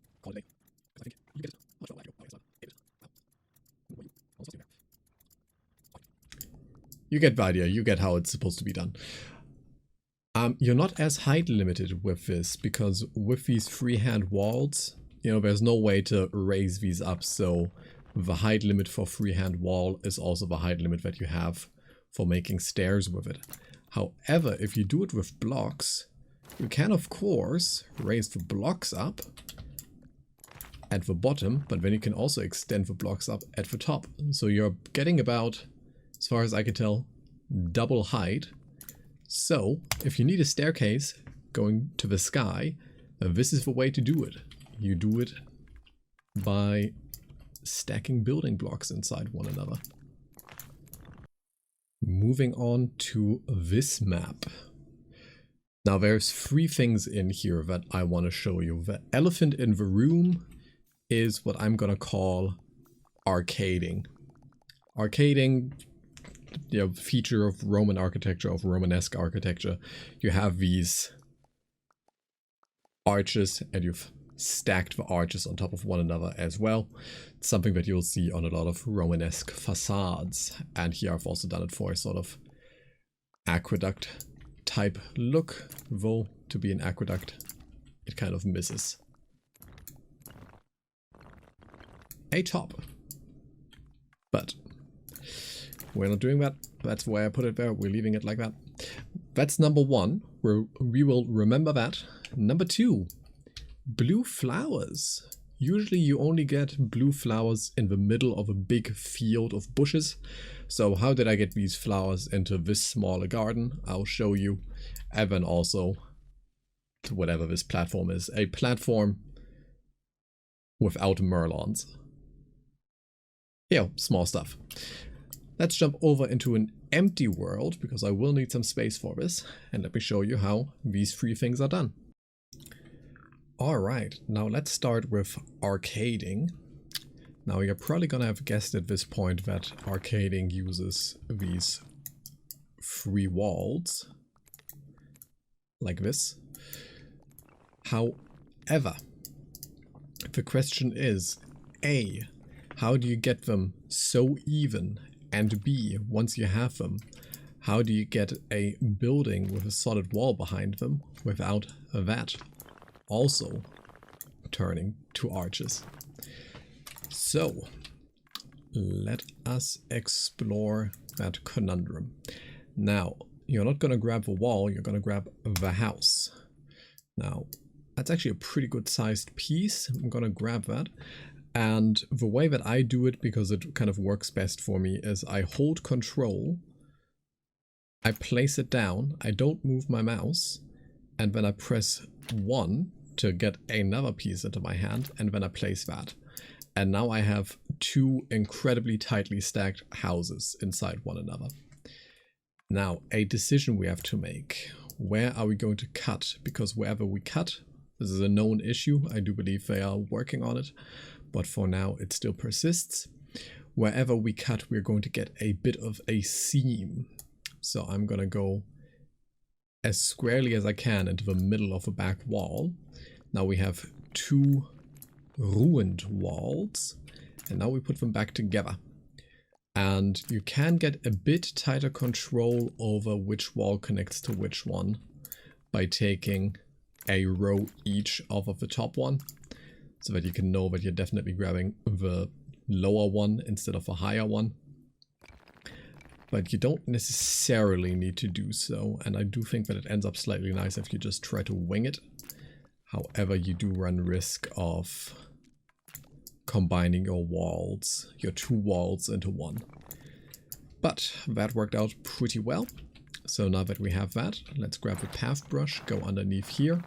You don't need to be careful with it, but you can be if you want. And this is the seam that I talked about. Right, it's not terrible, but just be aware that it will be wherever you've made the cut. Now, gotta bring 1 up as far as it goes, because I like tall buildings.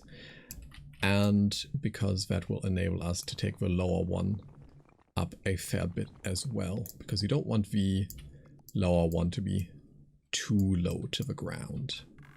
Now,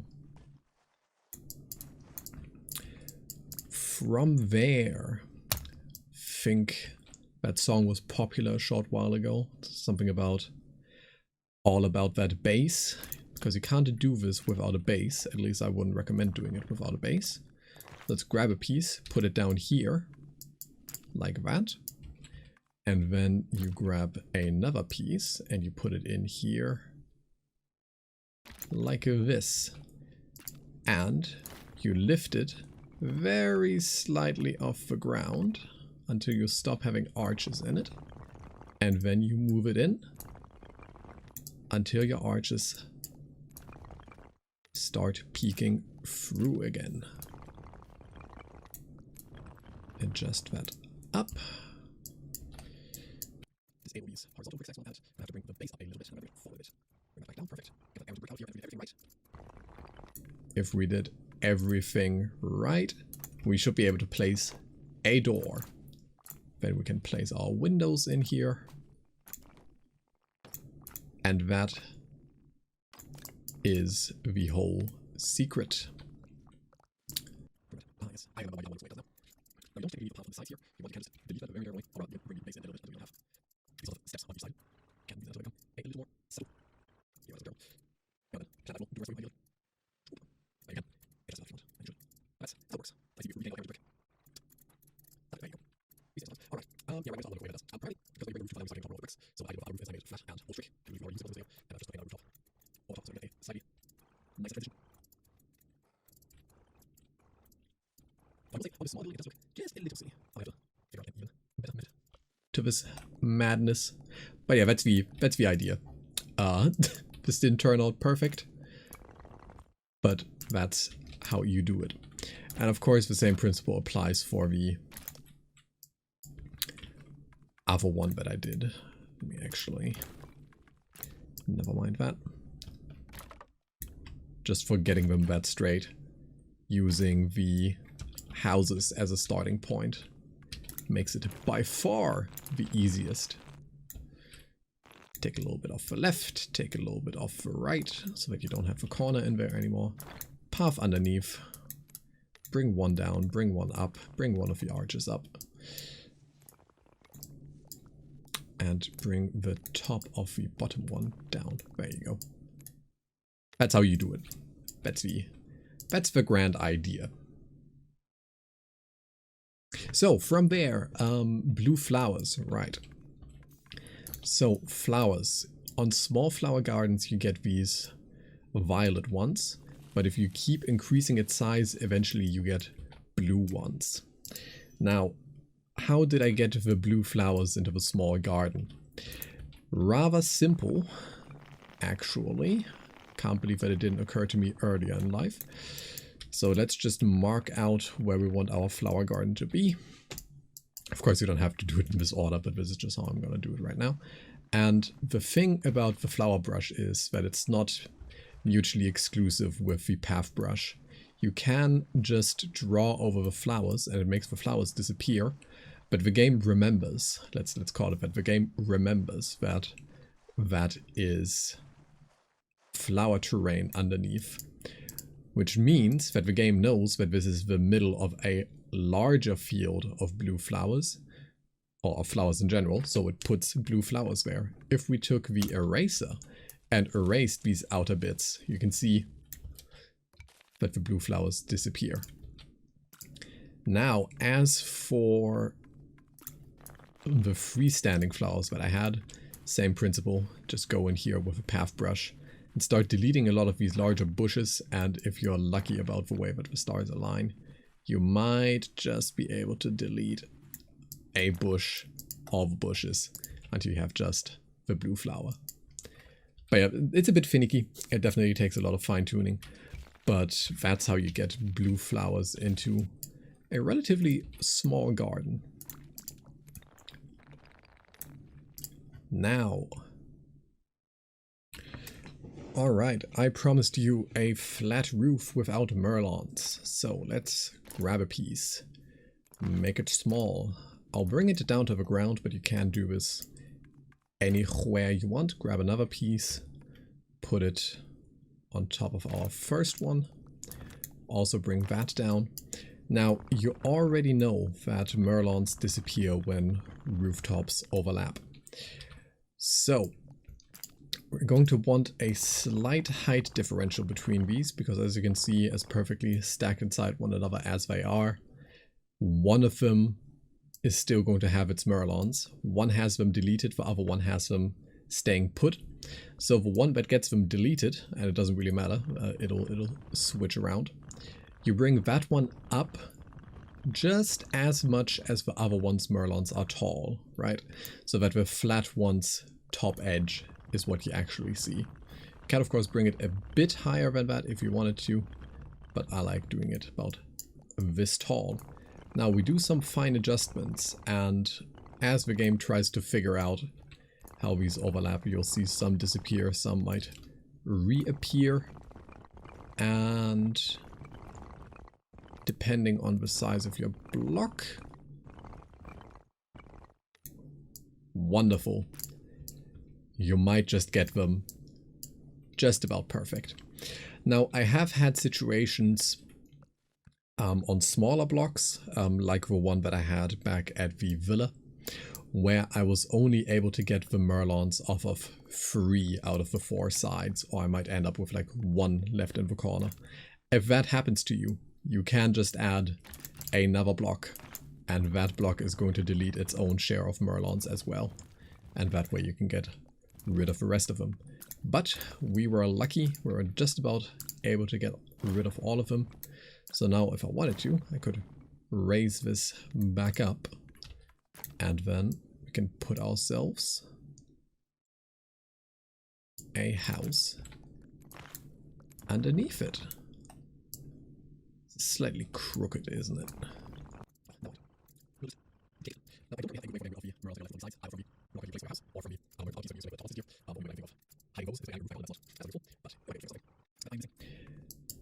Now, I don't exactly know what to use this technology for.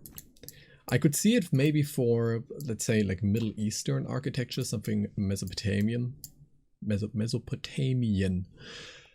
You know, like if you've ever seen a artist's impression of what ancient Babylon looked like. A lot of the houses had very flat rooftops, which makes sense because Lower Mesopotamia is a place on Earth that gets its water from its rivers, more so than from rain.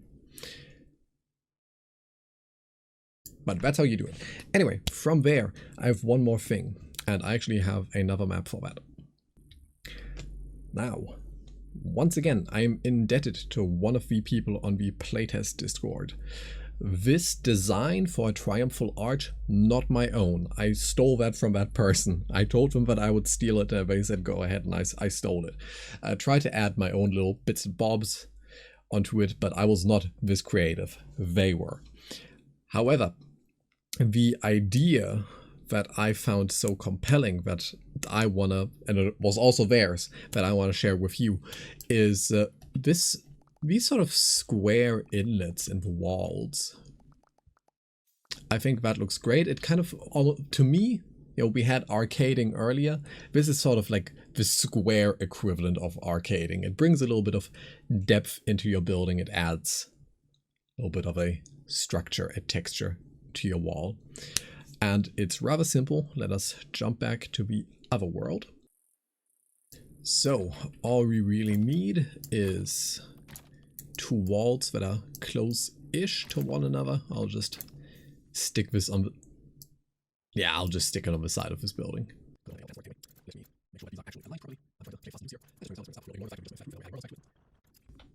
Now add one more piece in between. Put that in there, put that in there. Now, if you get these ones 2 ways to get rid of them, get slightly further apart, but not so far that you get. Here we go. Not so far that you get the columns, but this way you have the wooden supports. This is about as far out as you can bring it. Now we'll repeat that a little bit below.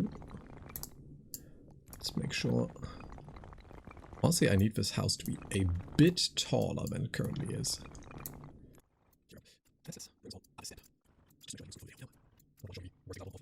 In this video, put in a third one, and in the process of making these flat, that's how I came to the conclusion about getting his roof flat. Take another piece, put it directly over top, push them inside one another, and then make one as tall as the other one's Merlons are tall, and you should end up perfect. Perfectly.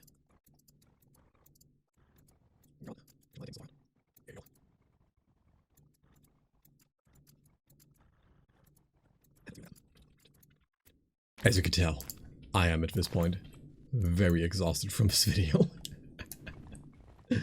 Starting to run out of commentary juice. Some might consider it clown juice.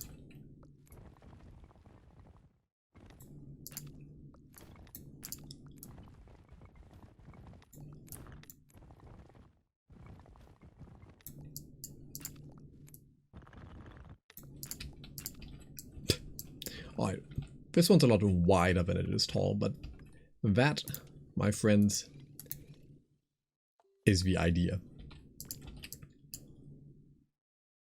The other one looks so much better. Let's go back and look at the other one. Here you go. That's the idea.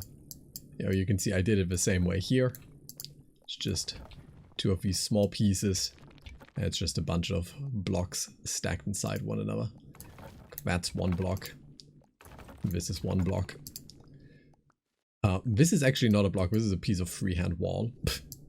These corners here, that's how I got them so small, because they are slightly beyond the minimum size. I just drew those like this. But yeah, the more I think I'm done, the more it turns out I still have left. Or the more I think of after the fact. Anyway, you might recognize this map from my gameplay video. And in that video, actually, I encountered a problem that I didn't bother fixing then, but I would like to show you how you can fix it yourself. Because this is in fact so common that I had considered making a separate video about how to fix it. So let's just put that in here. But what had happened was that I placed this balcony here. And I went to place a door on it, and as you can see, there's only wall to be found. Now, why is there only wall to be found? Well, it's because I have stacked inside the tower another piece. Now, you will encounter this, or you might encounter this with windows as well. So here, if I place a window on this piece, I'm getting the corner block from that piece instead. And I can't actually change the sizing on these because I need them this size to have the roof in the proper place. However, all hope is not lost. Let us remember where this window is located. It's like right around this height, which happily lines up with that line on that block. Let's grab this block. Let's get it out of here. Let's take another window and let's place it as best as we can underneath where our problem window is. And like magic,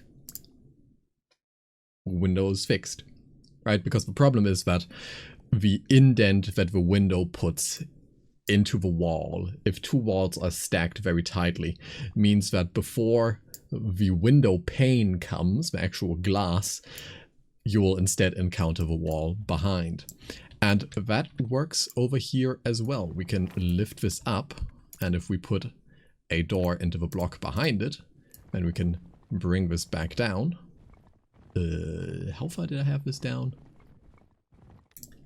Something like that. And then we take another window And we bring it down here. And we have a door. So just be aware of that. However,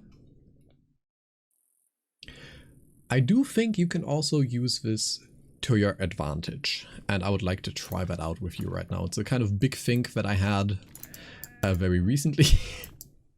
Sorry, buddy. Get outie, will you? Okay, maybe not. He has decided to stay. So let's take a rather big building. And anybody know about the window tax? Old story. It's one of those like internet factoids. But essentially, what was it, like Edwardian England? Once upon a time in English history, the governing authorities tried to tax rich people. What do rich people have in their houses? Windows, and a lot of windows. So, levy a tax on windows. Now, what did the rich and wealthy do? They bricked in their windows, and I reckon we can replicate that look by abusing this unintended feature. And if they ever manage to solve this problem with tightly stacked walls bricking out your windows, then we'll be out of luck. But let's take the like second ones from the left and try to brick them in. So let's take our piece, slide it in here, raise it up, reposition it so it just covers the ones we want. Fail to do so. This was probably... yeah, it is easy. I like this. Alright. Perfect. That works. And of course, if you have your windows placed too tightly, let's say we have these placed like this, and they're placed so tightly that you can't cover just one of them, then of course our solution is going to be doing what we did just a minute ago. Let's move this in. And oh no, we freaking want it. So let's... how do we do this smart way? Was it that way? Let's just try to make it. Let's take this mark up here. Let's place a window there, place a window there. Let's align these horizontally. That looks about right. Bring this back down. Alright, a little more to the right and a little more up. Alright, a little more to the right, a little more up. A little more to the right, a little more up. Bring it down again. And presto, that also works. A little more to the left now. Well, I'll just I'll just adjust the outside one. Let's be lazy about it. I'm allowed to be lazy sometimes. But yeah, that is another way of doing it. Actually, how about you go a little wider? Because I do want some distance back between these. And that is one way that you can get that sort of bricked in window look if you want it. For, let's say, an Edwardian build. Something a little British. You can do just that. And honestly, the entire building is a little plain. I would have to incorporate this into something nicer to get a better example of the sort of effect that you can get. But honestly, I don't think this is bad. I think this might actually be quite nice. Certainly as well if we color these into a more reddish brick color, which I can't currently, but once we get the full color palette, it'll be great. It'll be great. So from there,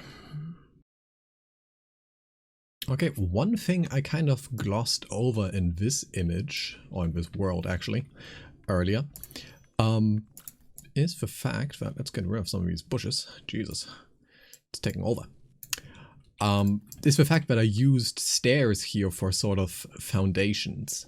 Now I do think that I went a little tall with them, but I do think that the concept itself has potential.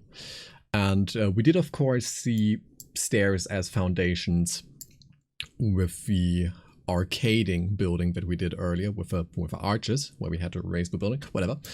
But let us do another example that's a little more martial looking. Let's go back to this bridge world that we did. And I took the liberty of putting a couple of decorations in on this side and a piece between these two towers. So this will sort of be our castle front for demonstration purposes. And now, as you have already guessed, take a square piece, bring it down, bring it down, bring it down, and then bring it in as best as you can. Now for a finer adjustment, I'll do it this way. Now we need it slightly out so that we can get stair without creating arch behind it. And oh, you know what, this isn't quite. This is too wide for one piece, so I'm going to there. Within a second piece, repeat process. Bring it in, bring it over here, bring it back it, do it like this, so fine adjustments, out slightly, over slightly, sorry. Slightly. Alright. Now we grab the path brush and we just try to touch it. Don't want to go all the way through, just want to touch enough that we get the stairs on the short blocks without creating arches on the tall blocks.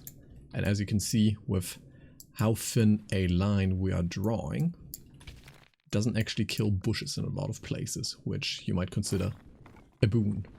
Never mind. That did them in. Here you go. Now we can bring that up a bit. Bring that up a bit.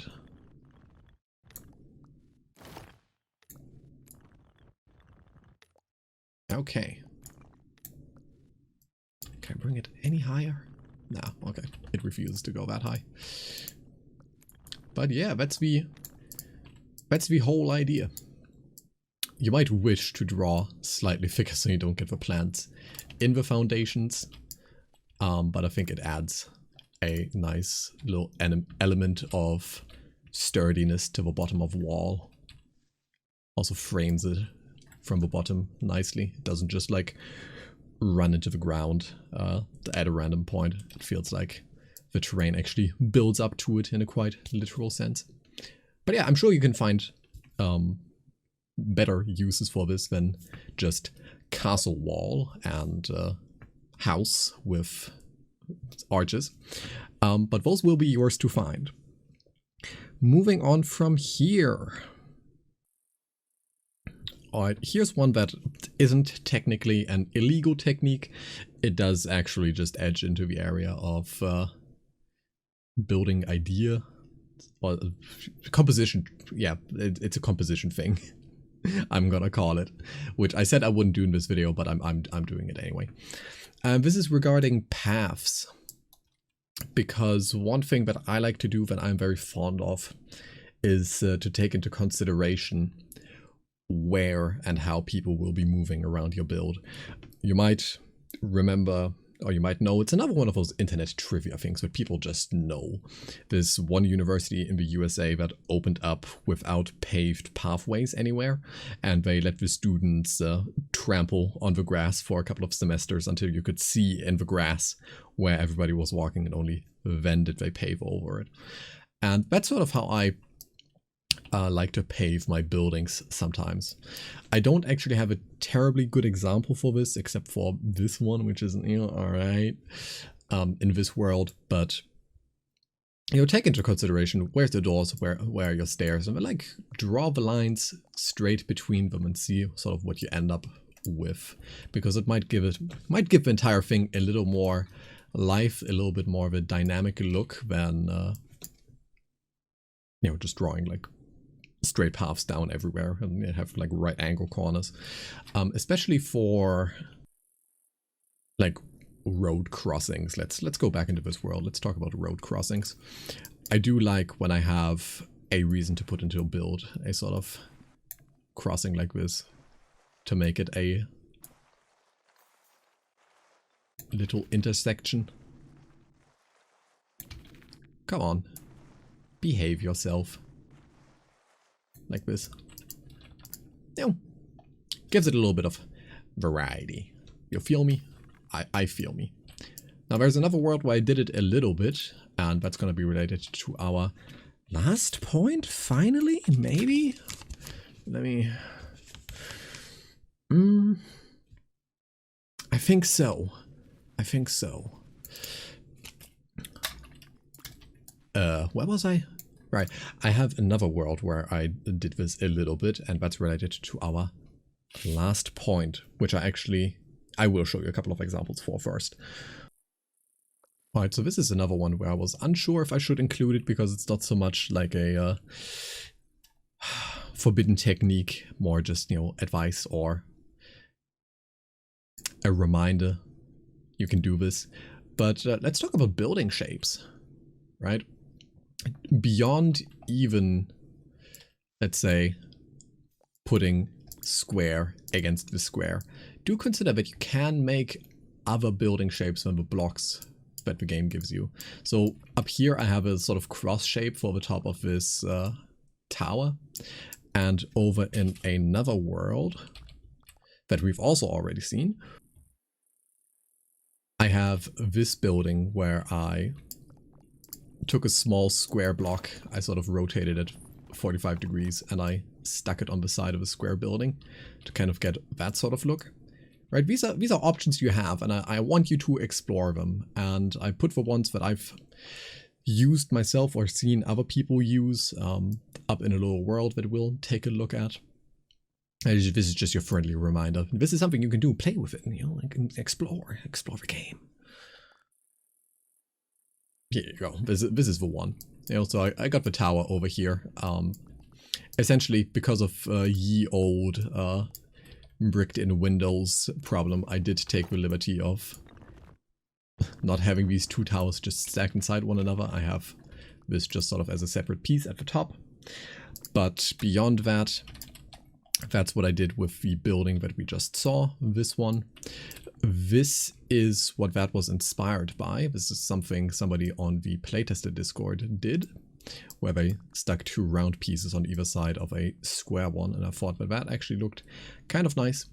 And another thing that somebody on the Discord did, the octagonal tower, which I thought looked fantastic. Now, I don't think I need to explain how these were made. I think you can tell for yourself. And I left these with a rooftop simply because centering these is always so much easier when you have the point. But I did also consider the benefits of putting gables in every direction. I do love these gables. I think they're awesome. But yeah, you have options with building shape. Go crazy. You don't need me to tell you this, but go crazy. I want to remind you, go crazy. And yeah, this is another one of those places where I took the path brush and then I just sort of like drew straight lines to each door, and makes it feel a little more dynamic, even though it's also not a terribly good example. I don't have all of my builds from the first couple of playtests, but footpaths, building shapes. Yeah, that's all I have for you. Cowpaths, window and window tech, bricking up windows on purpose, using stairs as foundations, alternative shapes. Yeah, that's the end of my list. Finally. So, let us go back to the first world that we started here together with some of the techniques. This is definitely the angle to look at it from, and honestly, the pavilion can get out of here. Yeah, you didn't used to be like that. That didn't used to be like that. This is what I get for using illegal building techniques. Sometimes they don't quite carry over through saving and loading. Suspicious. Anyway, yeah. I hope some of these building techniques are gonna be useful to you. Hope some of them inspired you to invent your own. I would love to see an explosion of people more clever than me inventing techniques more clever than mine. I hope you didn't watch this video front to back, because it's honestly way too long for that. I hope a lot of people took my advice to take the chapter markers and just skip around and see what is interesting to them. And yeah. With all that said and done, thank you very much for tuning in. Enjoy the demo, download the demo, enjoy the demo. Look forward to the full release, buy the game. But yeah, thank you for tuning in. I'll see you next time, hopefully, for a devlog analysis, dev diary, deep dive, whatever I call these. Until then, Enjoy your day.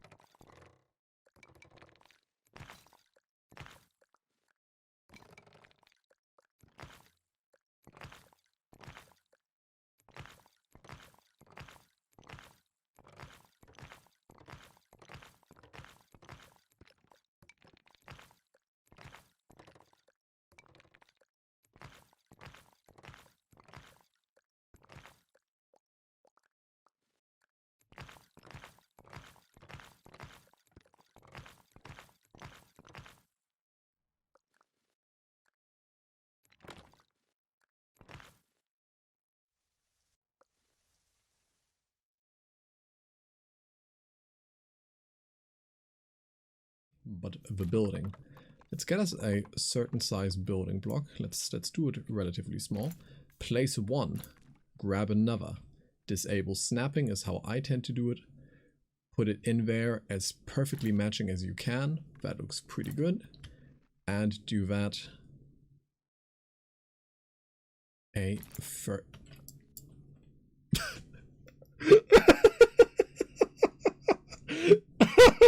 Sorry, this has never happened to me before. Oh, that is fantastic. Sorry, hold up one second.